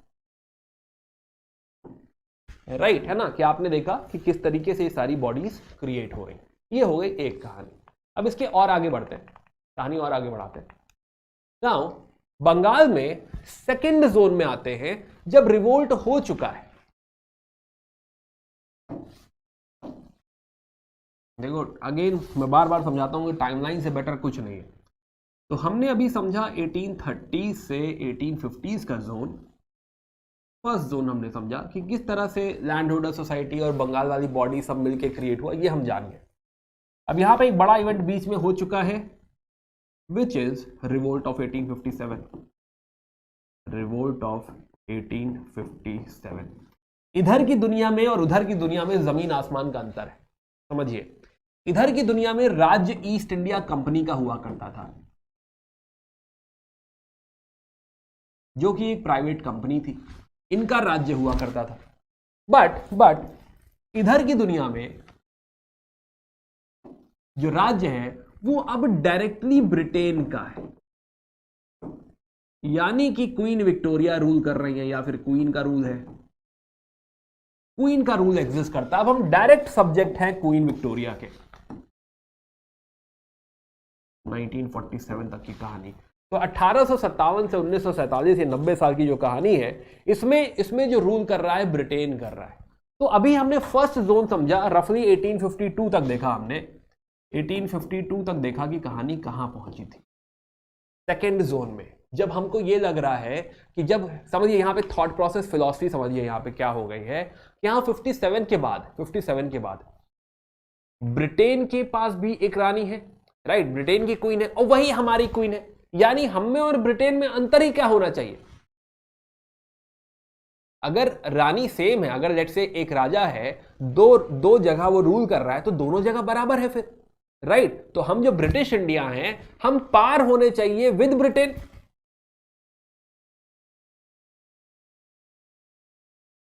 ये बात समझ में आ रही है, राइट। हम पार होने चाहिए, जैसी ब्रिटेन की वैल्यू है, जो पॉलिटिकल सिस्टम ब्रिटेन में एग्जिस्ट करता है, अगर वहां पे डेमोक्रेसी है तो यहां भी डेमोक्रेसी होनी चाहिए। अगर वो वहां की जनता अपना डिसीजन खुद ले सकती है तो यहां भी ऐसा ही होना चाहिए। Why not? ये बात समझ में आ रही है ना। तो 1857 के बाद का थॉट प्रोसेस हमको ये लगता है कि तो हमारा हक है कि हमको पॉलिटी में, हमको अपनी इंडिया की पॉलिटी में डिसीजंस में इन्वॉल्व होना चाहिए। Why not? होना चाहिए, हर हाल में होना चाहिए। तो यहां की फिलॉसफी, थॉट प्रोसेस ये अलग है। अब इस फिलॉसफी में अभी भी हम लोग बंगाल में ही है, बाय द वे बंगाल का ही डिस्कशन चल रहा है, राइट। अब इस फिलॉसफी हम देखेंगे कि एक बॉडी आती है 1875 में, शिशिर कुमार घोष फाउंड करते हैं, और यहां पे हमको एक बॉडी नजर आ रही है, Indian League, Indian League by Shishir Kumar Ghosh. अब हमें एक और बात तो बताऊं मैं, यहां पे पहली बार इंडियन नाम सुनाई दिया, अच्छा लगा। बंगाल प्रकाशिका, तो बंगाल की जो है सोसाइटी, ना इंडियन लीग की बात उठी यहां पे, राइट, है ना। तो इंडियन लीग, तो 1875 में हम देख रहे हैं कि हाँ हमको इंडियन लीग देखने को मिल रही है, Shishir Kumar Ghosh. At least thought process तो आया, 1875 इंडियन लीग, राइट। और अभी थोड़ी देर में आपको याद आ गया होगा कि 1876 में लिटन आएंगे, फिर रिपन आएंगे। ये तो जानते हो आप, है ना, कि हाँ लिटन आएंगे फिर रिपन आएंगे। हालांकि ये स्केल पे नहीं है तो ऐसे टेंशन मत लेना। तो लिटन आने वाले, रिपन आने वाले। अब यहीं पे 1876 में एक तो ये तो है he is also founder of Amrita Bazar Patrika, तो ये वैसे भी इस समय काफी बड़े लीडर है शिशिर कुमार घोष। बट तुरंत ही अगले ही साल इंडियन एसोसिएशन आ गई, इंडियन एसोसिएशन। अब हमें इंडियन नाम सुनाई दे रहा है, बहुत ही अच्छा लग रहा है, राइट। तो इंडियन एसोसिएशन, अगले ही साल एक बॉडी क्रिएट हुई, and this one is important, very important, 1876 Indian association, Indian Association, right, है ना, इंडियन एसोसिएशन। अब इंडियन एसोसिएशन जब 76 में आ रही है तो इसको लीड कर रहे हैं, इसके फाउंडर हैं सुरेंद्र नाथ बनर्जी। ये वही हैं जो लिटन के खिलाफ लड़ने वाले हैं, सरेंडर नॉट बनर्जी, राइट। ये भी आपकी तरह कभी यूपीएससी की तैयारी कर रहे थे और ये सेलेक्ट भी हो गए थे, right, but he was dismissed on technical grounds, he was dismissed. तो ये पढ़े लिखे बहुत है, सोचो यूपीएससी की तैयारी उस समय किया करते थे, राइट है ना, सुरेंद्र नाथ बनर्जी। सिमिलरली आनंद मोहन बोस, ये ब्रह्मो समाज से जुड़े हुए थे, ये साधारण ब्रह्मो समाज के फाउंडर है। तो ये दोनों ही अपने मंझे हुए लीडर हैं, बड़े लीडर हैं, एंड दे हैव रियलाइज कि अब एक पॉलिटिकल बॉडी, एक बॉडी की जरूरत है जो कहते हैं कि promoting by every legitimate means, हर पॉसिबल तरीके से, हर लेजिटिमेट तरीके से हम political, intellectual and material advancement लेकर आएंगे लोगों के लिए। ये थॉट प्रोसेस है यहाँ। हम लोगों से कनेक्ट करेंगे, मासेस इंपॉर्टेंट दिख रहे हैं यहाँ पे, लोगों में जागरूकता लाएंगे, लोगों को लेकर आएंगे, पॉलिटिकल जो है अवेयरनेस लेकर आएंगे, नेशनलिज्म ग्रो करेंगे। ये कह रहे हैं कि मजनी जो है, मजनी से इंस्पायर हो रहे हैं हम, और यूनाइटेड इंडिया का हम जो है सपना देख रहे हैं। अब इंडिया देख रहे हो ना, नाम में ही इंडिया है। ही इज नॉट टॉकिंग ये बंगाल की कोई पार्टी है। हाँ, ये बंगाली लीडर हैं, आनंद मोहन बोस, सुरेंद्र नाथ बनर्जी, अभी भी हम बंगाल लीडर्स की बात कर रहे हैं, बंगाल पार्टीज की बात कर रहे हैं, बट अब Bengal parties actually Indian context से बात कर रही है, राइट, कि हम भारत के लिए जो है यहां पे लड़ने वाले हैं। एंड ये पार्टी अभी 10 साल तक मचाने वाली है, राइट। जब तक इंडियन नेशनल कांग्रेस नहीं आएगी, 1885 है ना, अभी ये थोड़ा हटा देता हूं यहां पे, तो 1885, ये जो 10 साल है ये किसका है, ये अभी इंडियन एसोसिएशन का 10 साल है।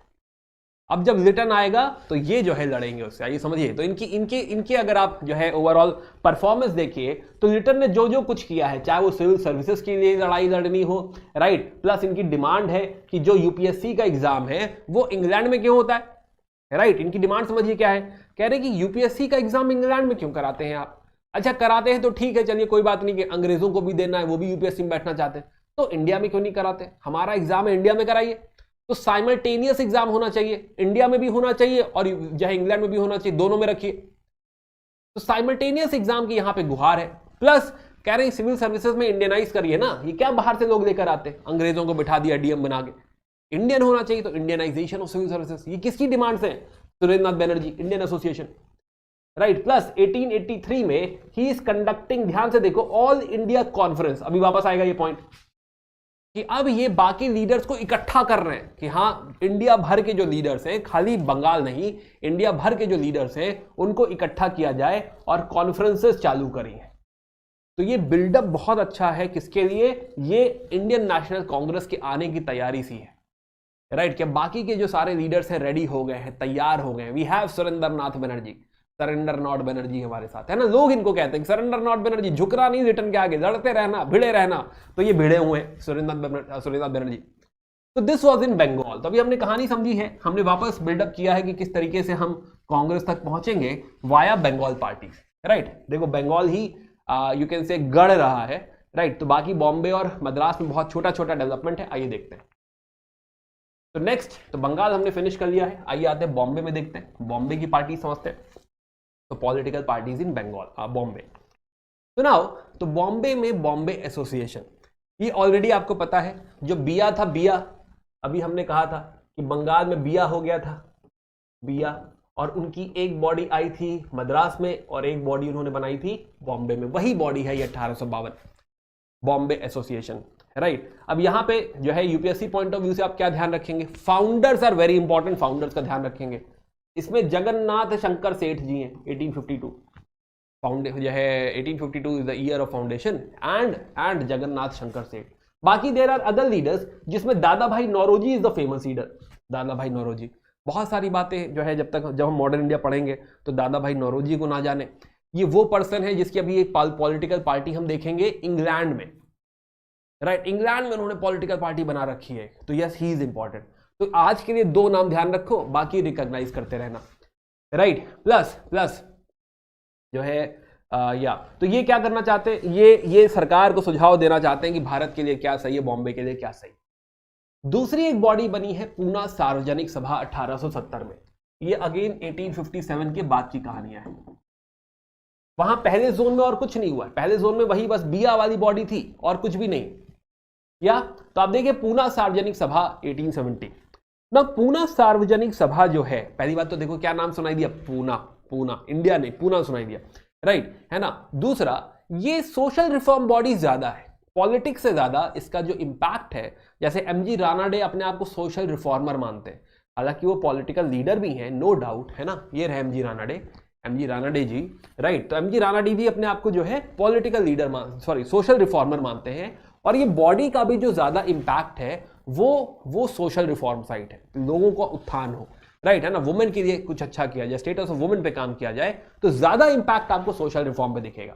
बट यस थोड़ा बहुत पॉलिटिकल कॉन्शियसनेस, थोड़ा बहुत पॉलिटिकल साइड भी इनका इंपैक्ट रहा है। आप समझिए कि हाँ, दे आर सेइंग कि हम जो है लोगों की बातों को सरकार तक पहुंचाएंगे, राइट। फिर से कह रहा हूं, लोगों की बातों को सरकार तक पहुंचाने का काम क्या कर रहा है, पूना सार्वजनिक सभा, राइट, है ना। तो ये जो है अगेन इंपॉर्टेंट बॉडी है, very very important body. Reason कि इसमें एमजी रानाडे भी दिखते हैं and a very important leader Bal Gangadhar तिलक, तो तिलक की ट्रेनिंग भी यही हुई है, राइट, प्लस बाल गंगाधर तिलक बीजीटी, है ना। वो तो एक समय तो एरा है भाई, तिलक का एरा है, एग्जिस्ट करता, 20 साल का पूरा एरा है ऑलमोस्ट, कि तिलक ही तिलक है ना। तो वो गांधी जी से पहले तिलक ही तो थे, राइट। तो तिलक का पूरा एरा है, तो तिलक भी पूना सार्वजनिक सभा के मेंबर रहे हैं, और in fact he got train under MG Ranade, right, he got train in this Poona सार्वजनिक सभा। तो हाँ भाई, ये भी इंपॉर्टेंट है। तो इसमें पॉलिटिकल टिंज है, राइट। ये मैं नहीं कह रहा कि हाँ जो है ये पूरी पॉलिटिकल बॉडी है, बट यस पॉलिटिकल टिंज यहां पे डेफिनेटली एग्जिस्ट करता है।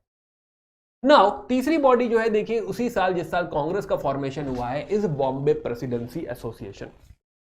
आपको करना कैसे है, बाय द वे, जो लोग नोट्स बना रहे हो, नोट्स बनाने चाहिए आपको, नोट्स नहीं डायग्राम बनाने चाहिए ऐसे, ठीक है, कि आपने बंगाल वाले पढ़े थे सारे कि हाँ ये हुआ, और फिर बिया आया, और बिया ने एक बॉडी एमएनए बना दी, यहाँ पे एमएनए, और एक भी यहाँ बॉम्बे एसोसिएशन बना दी थी, प्लस यहीं लिख लो पूना सार्वजनिक सभा, पूना सार्वजनिक सभा, राइट, और यहीं लिख लो Bombay Presidency Association, Bombay Presidency Association, right. ये डायग्राम पूरा यही करते रहो, टाइमलाइन बनाते रहो, बस, और कुछ नहीं, ऐसा पॉइंट बाय पॉइंट लिखना है। बाकी ये पीपीटी आपको जो है पीडब्ल्यू के ऐप पे आपको पीपीटी मिल जाएगी, राइट। पीडब्ल्यू के वेबसाइट पे आप जाएंगे, फोकस बैच सेलेक्ट करेंगे तो फ्री है ना, फोकस बैच में एनरोल कर दो, पूरा फ्री है, वहां से आप डाउनलोड कर सकते हैं, ठीक है। चलिए, तो नाउ ये पीपीटी पूरी विद ऑल दीज राइटिंग्स, ठीक है। तो नाउ तो बॉम्बे प्रेसिडेंसी एसोसिएशन, अब यहां पे एक बड़े पॉलिटिकल लीडर का नाम आता है फिरोज शाह मेहता। अब ये इनिशियल ईयर्स में कांग्रेस के Pherozeshah Mehta is super powerful, right, is superman है उस समय के कांग्रेस के, राइट, है ना। कहते हैं कि मेहता की बहुत चलती है कांग्रेस में, तो ये इनिशियल लीडर्स में आते हैं, और बॉम्बे का इनको शेर कहते हैं, lion of Bombay, uncrowned king कहा जाता है इनको, है ना। तो Pherozeshah Mehta is a very very powerful political leader, और यहाँ पे कुछ ग्रुप्स का, बदरुद्दीन तैयबजी भी है यहाँ पे, तो बदरुद्दीन तैयबजी, फिरोज शाह मेहता, केटी तलांग, इन्होंने भी एक पॉलिटिकल पार्टी क्रिएट करी है बिकॉज ऑफ जो भी कुछ हो रहा था, ऑलरेडी हमने देखा माहौल में, तो एक पॉलिटिकल पार्टी इनके नाम पे, बॉम्बे प्रेसिडेंसी एसोसिएशन। तो ये कहानी थी बॉम्बे की। अब बात करते हैं मद्रास की, राइट, हमारा आखिरी मुद्दा मद्रास का मुद्दा, और फिर चलेंगे कांग्रेस पे चलेंगे इसके बाद। तो नाउ मद्रास में मद्रास नेटिव एसोसिएशन 1852 ऑलरेडी बना चुके हो तुम समवेयर, तो ये तुमको पता है किसने बनाई थी, बिया ने, ये तो जानते हो तुम, राइट। एक और बॉडी यहां पर आती है, राइट, एक और बॉडी क्रिएट होती है मद्रास में, तो ये भी यहीं लिख दो, मद्रास वाली बॉडी, एमएनए एक है, प्लस मद्रास महाजन सभा, एमएमएस, अरे नाम भी ऐसा है कि हाँ याद रहेगा। तो एक एमएनए है और एक मद्रास महाजन सभा भी है। तो मद्रास महाजन सभा, this is happening in again 1884, revolt के बाद, उसी माहौल में, कांग्रेस से पहले। यहाँ पे कुछ लीडर्स का नाम याद रखिए कि हाँ भाई, एम वीर राघव चरियार है, राइट, प्रेसिडेंट उस समय बने हैं ये पी रंगैया नायडू, एंड इनकी भी पॉलिटिकल डिमांड उसी लाइंस पे है कि हाँ भाई लेजिस्लेटिव काउंसिल उसमें इंडियंस की एंट्री होनी चाहिए, रिप्रेजेंटेशन ज्यादा होना चाहिए, उसी डायरेक्शन में इनकी बातें यहाँ पे है। प्लस ये बॉम्बे की बॉडीज के साथ, बॉम्बे प्रेसिडेंसी एसोसिएशन यानी फिरोज शाह मेहता के साथ भी लोग कनेक्टेड हैं, और अंग्रेजों से या फिर इंग्लैंड से दरख्वास्त कर रहे हैं कि हमें ये रिफॉर्म चाहिए। तो ये कुछ बॉडीज हमने देखी कि बिफोर कांग्रेस भी जो है ये बॉडीज एग्जिस्ट करती थी। यही सारी बातें यहाँ टाइमलाइन पर डाली हुई हैं। अब टाइमलाइन देख लो जरा एक बारी, अगर आपने कुछ भी नहीं बनाया है तो at least this will help you. क्या तो हम देखें तो इनिशियली हम बात कर रहे थे land holder society around 1838, then हमने ब्रिटिश इंडिया सोसाइटी 1839 और फिर बनाई हमने BBIS 1843, राइट। फाइनली 1851 में हमने कहा कि हाँ भाई बिया हो गया, British Indian association. And then बाकी ब्रांचेज उसकी निकाली, एक बॉम्बे गई, एक मद्रास गई, बॉम्बे एसोसिएशन बन गई और एक मद्रास नेटिव एसोसिएशन बन गई। ये पार्ट 1 था। फिर पार्ट 2 में अगर आप देखिए तो पार्ट 2 में 70 में पूना सार्वजनिक सभा बन गई, 75 में इंडियन लीग आ गई एंड लास्ट 18 इंडियन एसोसिएशन आ गई 1876, surrender not Banerjee. And then 84 में आ रही है मद्रास महाजन सभा, 85 में आ रही है बॉम्बे प्रेसिडेंसी एसोसिएशन और यहीं पे कांग्रेस का गठन हो रहा है। टाइमलाइन वाइज देखना चाहो, टाइम पे देखना चाहो तो ठीक है, राइट। अगर आप मैप पे देखना चाहें तो ठीक है, दोनों तरीके से जैसे भी आप बनाना चाहें। इनफैक्ट दोनों ही तरीकों से इसको बना लीजिए, चीज़ें आपके लिए आसान हो जाएंगी। और ये फैक्ट जो नॉर्मली लगता है कि भाई कैसे याद होगा, बहुत ही आसान है, बहुत ही आसानी से आप इवेंचुअली रिवाइज कर पाएंगे, रिटेन कर पाएंगे। आई होप कहानी क्लियर होगी। कहानी और आगे बढ़ाते हैं। एक छोटी सी बॉडी और है जो इंग्लैंड में है। इंग्लैंड में दादा भाई नौरोजी ने एक पॉलिटिकल पार्टी बना रखी है, east India association. East India association ये देखो छाछठ में बनी हुई है। इसका पर्पस क्या है? इसका पर्पस ये है कि वहीं पे गढ़ में रह के दादा भाई नौरोजी ऐसे कान में जाके बताना चाहते हैं, राइट है ना, गढ़ में रह के कान में बताना चाहते हैं कि देखिए अंग्रेजों ये जो है गलत हो रहा है इंडिया में, इसको फिक्स करिए, इसको सॉल्व करिए, एटसेट्रा एटसेट्रा, राइट। तो ये पर्पस है वहां का। अब इसके पहले प्रेसिडेंट याद रखिए, लॉर्ड लिवीडन, लॉर्ड लिवीडन। तो ये आपकी एक और बॉडी इंग्लैंड में। आई होप पूरी पिक्चर एक बार आप चाहो तो जो है इस तरीके से ड्रॉ करना, मैं लिखूंगा नहीं दोबारा, लेकिन हाँ बंगाल की बॉडीज बनाइए, starting from Bengal, Banga Prakashika Sabha, then land holder society, then जो है आपकी BBIS, क्योंकि इसके पहले बन चुकी है BIS, ब्रिटिश इंडियन सोसाइटी, और फिर बनी BBIS, और फिर ये दोनों मिल गए और बना बिया। बिया की एक बॉडी यहाँ पे, बिया की एक बॉडी यहाँ पे, this one is MNA, this is Bombay association, Bombay association, right. अब इसके बाद हमने समझा कि नेक्स्ट लीग में इंडियन लीग की एंट्री हुई थी बंगाल में, इंडियन लीग, एंड तुरंत ही इसके बाद इंडियन एसोसिएशन आ गया था सुरेंद्र नाथ बनर्जी का, इंडियन एसोसिएशन। तो वापस उसी माहौल पे वापस आते कि इंडियन एसोसिएशन सुरेंद्र नाथ बनर्जी का आ चुका है। अभी हम ऑलरेडी डिस्कस की इन दोनों में क्या डिफरेंस है, तो let's not discuss that, right. बढ़ते हैं फॉर्मेशन ऑफ कांग्रेस की तरफ। हम लोग वही 74 के बाद की कहानी फिर से देखने जा रहे हैं कि हाँ इंडियन एसोसिएशन ऑलरेडी आ चुका है, अब क्या होने वाला है, राइट। आइए इस पर बात करते हैं। या आई होप हम यहां तक सारे लोग साथ में थे।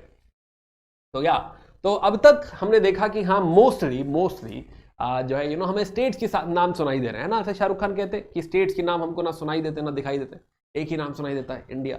हम इंडिया सुनना चाह रहे हैं। तो 70s में पहली बारी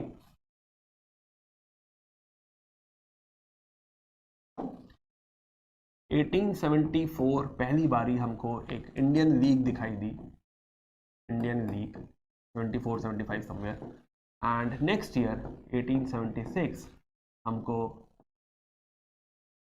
मिला इंडियन एसोसिएशन।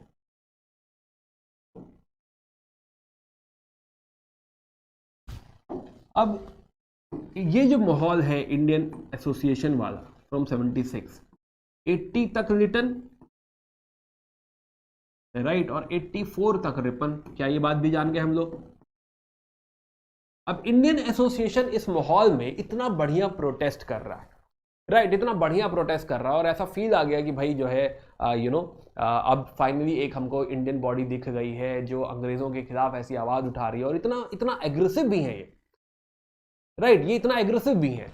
अब कहीं जाके जब रिटन का फेलियर हो गया, रिपन का फेलियर भी हो गया, तो 83 समवेयर जाकर 1883 रिपन के जाने के ठीक पहले 1883 हिल्बर्ट बिल कंट्रोवर्सी वगैरह के माहौल में, राइट, यहां पे हुआ कॉन्फ्रेंसेस, यार मिलो, अब ये एक्चुअली कहा जाता है इंडियन नेशनल कॉन्फ्रेंस, ये भी इसका भी एक्रोनिम जो है आईएनसी ही है, इंडियन नेशनल कॉन्फ्रेंस।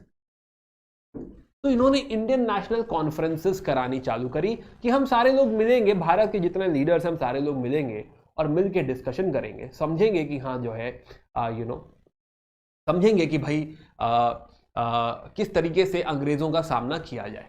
या तो ये Indian national conferences actually meetings है बहुत सारी, है ना, सीरीज ऑफ कॉन्फ्रेंसेस है, सेशंस है, जिसे कहा जाता है कि ये धीरे धीरे हम बढ़ रहे हैं कांग्रेस की तरफ, राइट। इसमें कौन लीड कर रहा है? ऑफ कोर्स सुरेंद्रनाथ बनर्जी और उनकी बॉडी इंडियन एसोसिएशन।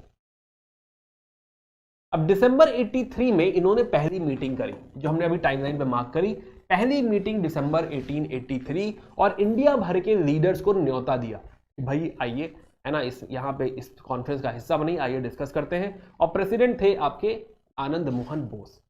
दूसरी मीटिंग रखी देखो दिसंबर 1885, तो अगली मीटिंग जो है वो एक्चुअली इन्होंने 1885 में ही रखी है, और वो भी दिसंबर में रखी हुई है, दिसंबर 1885। किसकी मीटिंग है? कॉन्फ्रेंस होनी है। और क्या हम जानते हैं कि यही महीना है जब कांग्रेस की स्थापना होगी, राइट, है ना। तो आइए समझते हैं कि क्या हो रहा है यहाँ पे। या तो इंडियन नेशनल कांग्रेस, तो हमें क्या दिख रहा है कि ऑलरेडी एक बड़ी भारतीय पार्टी हवा में है, होने वाला है।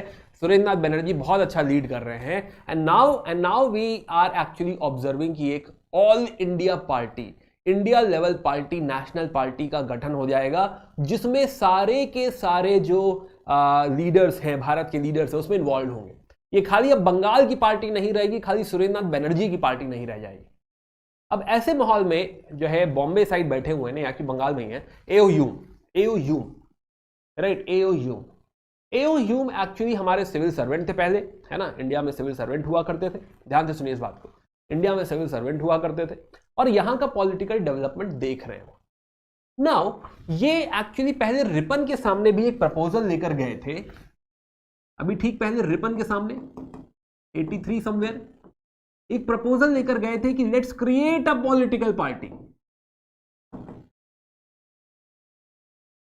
राइट, बट माहौल कुछ बना नहीं था।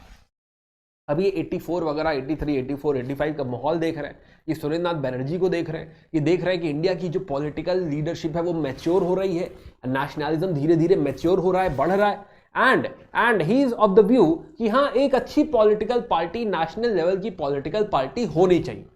नाउ भी देखो ओवरऑल एओह्यूम का रिकॉर्ड अच्छा है, रिपन के साथ उन्होंने काम किया हुआ है, तो इनके साथ बड़ा पॉजिटिव कनोटेशन जुड़ा हुआ है, राइट, ओवरऑल बड़ा पॉजिटिव कनोटेशन इनके साथ जुड़ा हुआ है कि हाँ ही वांट्स कि भारतीयों की बात अंग्रेजों तक पहुंचाने के लिए, नॉट बिकॉज कि वो कोई आजादी दिलाना चाहते थे, अभी आजादी का कॉन्सेप्ट है ही नहीं, आजादी अभी बहुत दूर है, आजादी अभी फिलॉसफी में भी नहीं आई है हमारे।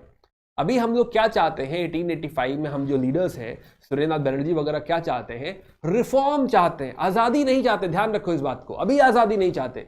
वो लोग क्या चाहते हैं कि लेजिस्लेचर में एंट्री मिलनी चाहिए, लेजिस्लेचर का रिफॉर्म होना चाहिए, सिविल सर्विसेज का एक्सपेंशन होना चाहिए, जुडिशरी और एग्जीक्यूटिव अलग होना चाहिए। तो पॉलिटिकल सिस्टम को बढ़िया बनाना चाहते हैं, इंडियन रिप्रेजेंटेशन चाहते हैं, उसमें आजादी नहीं चाहते, राइट। तो पॉलिटिकल बातों को जो है आगे लाने के लिए या इंडियंस की डिमांड अंग्रेजों तक पहुंचाने के लिए एओह्यूम चाहते हैं कि एक पॉलिटिकल पार्टी बनाई जाए, राइट। तो यहां पे ये जो है एक चिट्ठियां लिखना शुरू करते हैं, बहुत सारे लीडर्स को चिट्ठियां लिखते हैं कि भाई आइए मिलते हैं, एक कॉन्फ्रेंस करते हैं और एक पॉलिटिकल पार्टी का गठन करते हैं।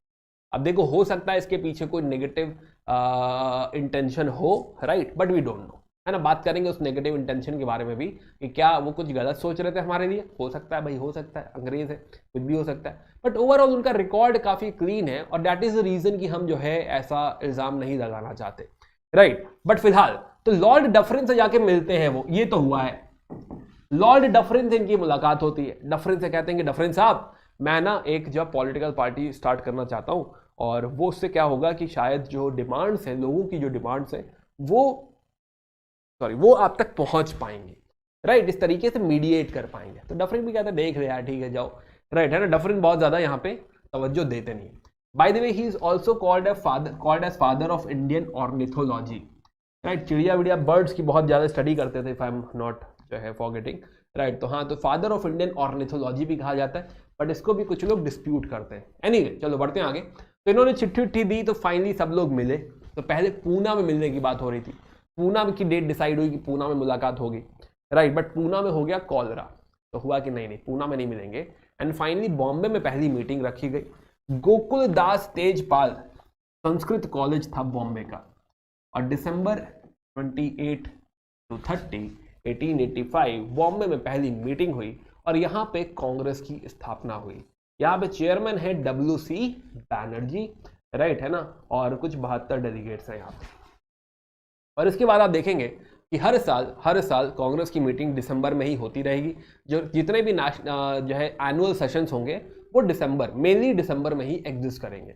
वी विल सी कि हाँ जो है आगे पीछे भी कभी कभी होंगे, कुछ स्पेशल सेशंस भी होंगे डेफिनेटली, लेकिन मेनली दिसंबर में सेशंस, एनुअल सेशंस हुआ करते हैं।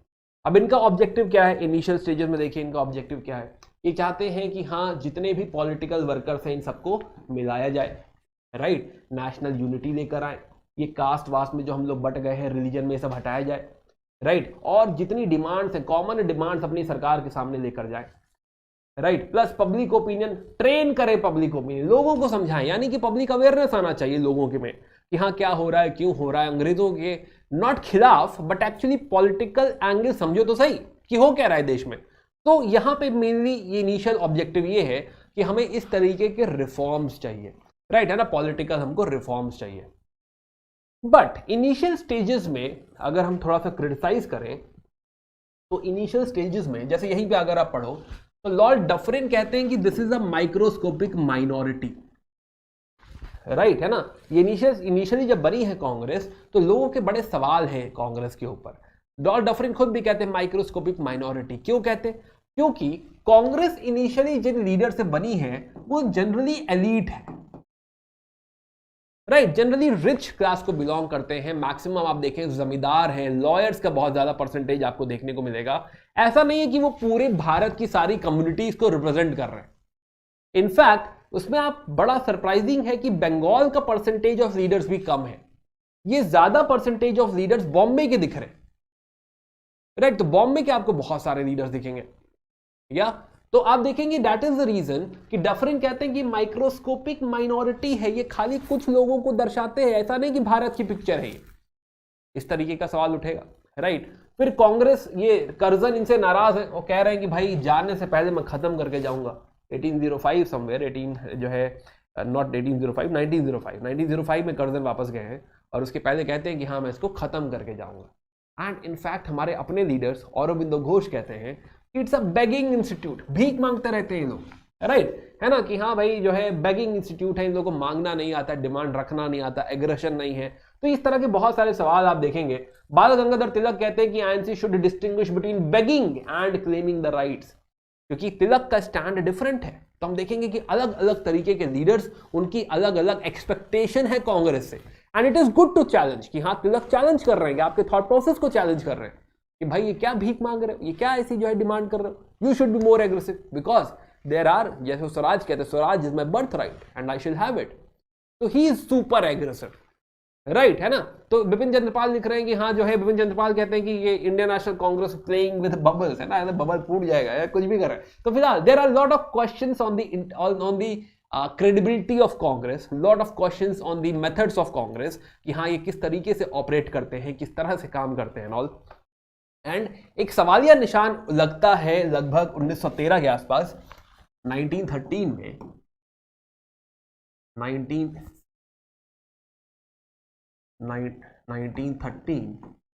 लिखा है भाई, राइट। एक एओ ह्यूम के ही दोस्त हैं विलियम वेडरबर्न। विलियम वेडरबर्न भी सिविल सर्वेंट रहे हैं और अंग्रेज और इंडियन मूवमेंट के साथी रहे, right. In fact Indian national Congress को उन्होंने काफी सपोर्ट किया है, हमारे कॉज को भी काफी सपोर्ट किया है। इंडियन नेशनल कांग्रेस के 2 बार प्रेसिडेंट भी बन चुके हैं वो, हमारे कॉज को इंग्लैंड जाके भी उन्होंने सपोर्ट किया है। तो he is a very good supporter of Indian cause, तो ये भी हमारी पार्टी में ही है। और इन्होंने एक बायोग्राफी लिखी है of AO Hume, biography of AO Hume. अब इस बायोग्राफी में ये क्या लिखते हैं कि एओ ह्यूम को कुछ 7 वॉल्यूम ऑफ रिपोर्ट्स मिली थी, 7 वॉल्यूम ऑफ रिपोर्ट्स, जिसमें लिखा था कि वापस कुछ 1857 जैसी क्रांति होने वाली है, 1857 जैसी कोई क्रांति होने वाली है। और यही रीजन था कि हाँ एओ ह्यूम और डफरिन ने, एओ ह्यूम प्लस डफरिन ने मिलकर कांग्रेस की स्थापना करी। ऐसा इल्जाम इस बुक से निकल कर आया, जिसको ज्यादा पुश किया किसने? लाला लाजपत राय। तो लाला लाजपत राय क्या कहते हैं? लाला लाजपत राय पे आते हैं। तो Lala Lajpat Rai brings forward a theory, Lala Lajpat Rai brings forward a theory जो कि इनसे ज्यादा एसोसिएटेड है, safety valve theory.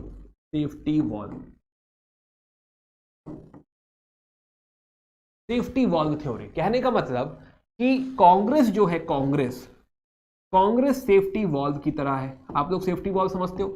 Safety valve होता है जैसे कुकर में सेफ्टी वॉल्व होता है कि हाँ अगर प्रेशर बहुत ज्यादा बढ़ गया तो कुकर नहीं फटेगा, सेफ्टी वॉल्व फट जाएगा, तो प्रेशर रिलीज हो जाएगा। ये कह रहे हैं कि जनता का प्रेशर जब डेवलप होगा, राइट, तो वो कांग्रेस पे आकर धीरे धीरे रिलीज हो जाएगा और वो अंग्रेजों तक, ब्रिटानिया सरकार तक नहीं पहुंचेगा और हम सेफ रहेंगे। इसीलिए बनाया है हमने कांग्रेस। ऐसा इल्जाम लगाया गया, ऐसा सेफ्टी वॉल्व थ्योरी में जो है इल्जाम लगाया गया। ये theory is called safety valve theory, right, है ना। अब उसमें जो भी थॉट प्रोसेस देखो, कभी कभी होता है कि बाय डिफॉल्ट हमारा थॉट प्रोसेस ऐसा होता है, हम जानबूझ के नहीं करते। तो जब अंग्रेज जो है वो ब्रिटेन का भला चाहते हैं, तो हो सकता है एओ ह्यूम बाय डिफॉल्ट ऐसा सोच रहे हो, बल्कि वो रियल में ऐसा नहीं सोच रहे, मतलब खुद उन्हें नहीं पता कि हाँ वो ऐसा सोच रहे हैं, बट बाय डिफॉल्ट क्योंकि उनका इंटरेस्ट उस साइड है तो वो ऐसा कर रहे हैं। कभी कभी ऐसा भी होता है, राइट। तो इस तरह का इल्जाम लगाया गया, but later historians has negated that. Later historian said कि भाई हमने इतनी रिसर्च करी, बट ये जो 7 वॉल्यूम है हमको कहीं मिला नहीं है, ऐसी कोई रिपोर्ट हमको नहीं मिली हुई है। इनफैक्ट डफरिन ने खुद कांग्रेस को क्रिटिसाइज किया है। बॉम्बे वाली मीटिंग में गवर्नर को बोला है कि देखो तुम्हारे यहाँ कुछ मीटिंग होने वाली है, अगर कुछ उल्टा सीधा होने लगे तो तैयार रहना, राइट, है ना, अगर तुम्हें लगे कुछ गड़बड़ है तैयार रहना। तो उसको निर्देश दिए कि वहां मीटिंग होने वाली है, राइट। हो सकता है अगर कहीं कुछ ऐसा लगे कि भाई कुछ स्पार्क हो रहा है तो जाके संभाल लेना। अगर वो डफरिन का ही आदमी होते या डफरिन का ही सपोर्ट होते तो इस तरीके की बात उन्होंने शायद नहीं कही होती, राइट, और इतना क्रिटिसाइज, इतनी गालियां जो है कांग्रेस को नहीं पड़ रही होती। तो फिलहाल जो है इसको काफी निगेट किया जाता है। और जो है बिपिन चंद्रा कहते हैं कि भाई अगर ये सेफ्टी वॉल्व थे, अगर अंग्रेज अगर हमको सेफ्टी वॉल्व की तरह देख रहे थे, इंडियन नेशनल कांग्रेस को सेफ्टी वॉल्व की तरह देख रहे थे, तो हम लोग भी एओ ह्यूम को लाइटनिंग कंडक्टर की तरह देख रहे थे। अब इसमें लॉजिक मत ढूंढना, राइट, ये नहीं साइंस लगाने दो कि नहीं सर समझाइए कैसे वर्क करेगा ये, है ना, बताता हूं, कहना क्या चाहते हैं वो समझो, राइट, कि हाँ एओ ह्यूम को हम लाइटनिंग कंडक्टर की तरह देख रहे थे कि हाँ, राइट, कि जो है अगर हम खुद ऐसी कोई पॉलिटिकल पार्टी बनाएंगे अपने दम पे, तो उसको क्या किया जाएगा? दबा दिया जाएगा कि नहीं तुम्हारी पार्टी हम डिसरिगार्ड करते हैं, जाओ। बट अगर डफरिन के एक्नॉलेजमेंट में एओ ह्यूम के फाउंडर नाम पे अगर हमने कोई पॉलिटिकल पार्टी बना दी, तो उनको समझ नहीं आएगा, वो दे विल नॉट प्रेशराइज अस, और हमको मौका मिल जाएगा ग्रो करने का, राइट। तो ये बात जो है बिपिन चंद्रा कहते हैं कि अगर आप सेफ्टी वॉल्व थ्योरी समझते हैं, आप समझते हैं हम सेफ्टी वॉल्व हैं, तो हम भी आपको लाइटनिंग कंडक्टर समझते हैं। तो इस तरीके से दोनों एंगल हैं। अब ये डिबेट्स हैं हिस्टोरियंस के, राइट, है ना, बट कहानी है कि भाई आगे इंडियन नेशनल कांग्रेस ने क्या किया, हम लोग यही डिस्कशन कर रहे थे, राइट। आगे का इंडियन नेशनल कांग्रेस का जो टाइम है 1885 के बाद, वो 3 पार्ट में बटा हुआ है। 1885 से 1905 जो लीड कर रहे हैं उन्हें कहा जाएगा मॉडरेट्स। 1905 से 1919 तक लीड कर रहे हैं। अब मॉडरेट्स में बाय द वे सबसे बड़े लीडर हैं गोखले हैं, दादा भाई नौरोजी हैं, फिरोज शाह मेहता हैं, फिरोज शाह भी लिख देते हैं भाई, फिरोज शाह मेहता, राइट। और 1905 के बाद दौर आएगा एक्सट्रीमिस्ट का, बाल गंगाधर तिलक, लाला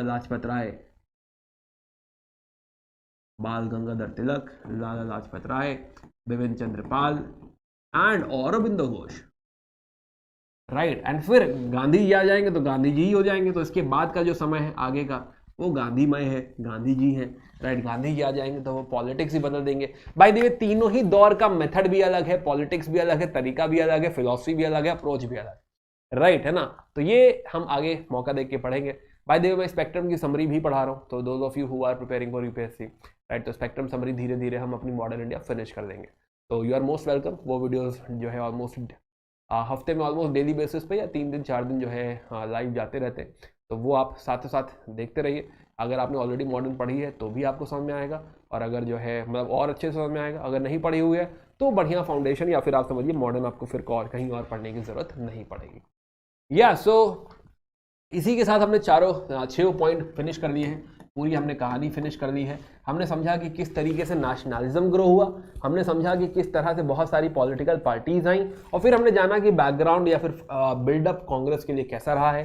फिर हमने फाइनली कुछ डिस्कशन किए सेफ्टी वॉल वगैरह पे, ऑब्जेक्टिव्स पे, और इसके साथ आप थोड़ा पढ़ाई भी करिएगा। आप भी जो है ये स्लाइड्स जो हैं, मे बी आप ये स्लाइड्स रीडिंग कर लो या फिर किसी भी स्टैंडर्ड मटीरियल से आप पढ़ लो, राइट, एंड जो है वहाँ से आप ये हैंडल कर पाएंगे। चलिए, okay, so thanks lot and now I take doubts. अब अगर कोई डाउट है, कोई बात है तो अब कहो, है ना, कहो मित्र, क्या कहना चाह रहे हो? कोई डाउट वगैरह कुछ रह रहा हो तो, या ओ परी डोंट एंग्री मी, क्या क्या बातें करते रहते हो? पढ़ाई कर लो, ध्यान दे दो यहाँ पे, राइट, करियर बना दो थोड़ा, राइट, है ना। चलिए, ओके, चलिए, तो रोज की ये जो है डेफिनेटली मुझे जब भी मौका मिलता है, शाम का वक्त मैंने अब तक यूट्यूब के लिए रखा हुआ है, राइट, तो शाम को जनरली मेरा एक वीडियो तो आता ही आता है, एंड डेफिनेटली जो है आप उसे पढ़ेंगे। मैं यूट्यूब पे मिलता रहता हूँ, तो मैं हूँ एक्टिव, फुल्ली एक्टिव हूँ यूट्यूब पे, एंड मैं क्लासेस जनरली देता रहता हूँ। लाइव क्लासेस हमेशा नहीं हो पाती, बट रिकॉर्डेड ही सही, बट हाँ क्लासेस मेरी ऑलमोस्ट डेली बेसिस पे होती हैं, राइट, है ना। तो ये जो है आप पढ़ते रहिएगा। विपिन चंद्रा में से भी फैक्ट्स एक्सप्लेन कर रहे हैं। मैं देखो, जैसे कल एक टॉपिक मैंने पढ़ाया था जो आज लाइव गया होगा विद रिस्पेक्ट टू ये डिप्लोमेसी, जो स्पेक्ट्रम में कुछ बातें सही नहीं लिखी हुई थी या उनका अंदाज सही नहीं था, पर्सपेक्टिव जो था, तो वो मैंने चेंज करके पढ़ाया। मुझे लगा कि नहीं, ये गलत तरीका है, तो मैंने वो चीज़ ऐड कर दी। जो है ऐसा ज़रूरी नहीं कि मैं पूरी तरह स्पेक्ट्रम पर स्टिक करूंगा, लेकिन हाँ मोस्टली मैं स्पेक्ट्रम पर स्टिक करूंगा कि हाँ this is summary of spectrum, तो मोस्टली मैं समरी पे एक्सपेक्ट करूंगा। बट जहां मुझे लगेगा कि हाँ this is not going in the right direction, definitely I add my content, है ना। विपिन चंद्रा से ज़्यादा तो मेरा कंटेंट है, तो जो है वो मैं ऐड करता रहूंगा, ठीक है, ओके, ठीक है ना। चलिए, ओके, ओके, चलिए, तो जो है चलिए ठीक है, तो फिर हम लोग आज जैसे यहीं पे कंक्लूड करते हैं। खाना जिसने भी नहीं खाया है जो है इसको प्लीज़ खा लीजिएगा। इंडियन लीग जो है उस समय एक छोटी सी पार्टी क्रिएट हुई शिशिर कुमार घोष द्वारा, बट इसके पहले वो कुछ कर पाते, एक दूसरी पार्टी आ गई सुरेंद्र बनर्जी वाली इंडियन एसोसिएशन, तो वो उसी में घुल गई। तो बाकी और कुछ इसमें जो है बात कहानी है नहीं, राइट, है ना। चलिए ठीक है, थैंक्स लॉट, थैंक्स फॉर जब watching, thanks for being live on the class. But अब जो भी लोग लाइव रहते हैं, मेरा रिक्वेस्ट है कि थोड़ा सा पढ़ाई रिलेटेड डिस्कशन करोगे, और मेनली डिस्कशन इंपॉर्टेंट भी नहीं है, राइट। आप साथ में अगर स्क्रिबल करेंगे, नोट्स बनाएंगे, टाइमलाइन बनाएंगे, तो that will be super helpful, right. तो वो अगर आप करेंगे तो आपकी तैयारी अच्छे डायरेक्शन में जाएगी, राइट, है ना। अच्छा, Yash Agarwal point noted, yes will do that, okay, ठीक है गाइस, ओके। तो 1896 की प्रेसिडेंसी किसने की थी sir? 1896 presidency, I don't remember facts like this, right, है ना नीरज, जो है ना, I don't remember right now कि हाँ क्या था, ठीक है, चलिए, ओके, ठीक है guys, thanks a lot, see you again in the next class, right. I think Saturday को मेरी एक और क्लास है, एंड विल टेक अप जो है जो भी अगला टॉपिक अच्छा टॉपिक है वो उठाएंगे। आई थिंक हम टेकअप करने वाले हैं गांधी जी टेकअप करने वाले हैं, है ना। तो गांधी जी पे जो है फोकस एंड करेंगे तो अच्छा है। बाकी इस फोकस बैच की ऑलरेडी प्लेलिस्ट है, और ये पीपीटी सारी फोकस बैच में इस पे PW की वेबसाइट पे अवेलेबल है। चलिए ठीक है guys, thanks lot, see you again, bye bye, take care, best of luck.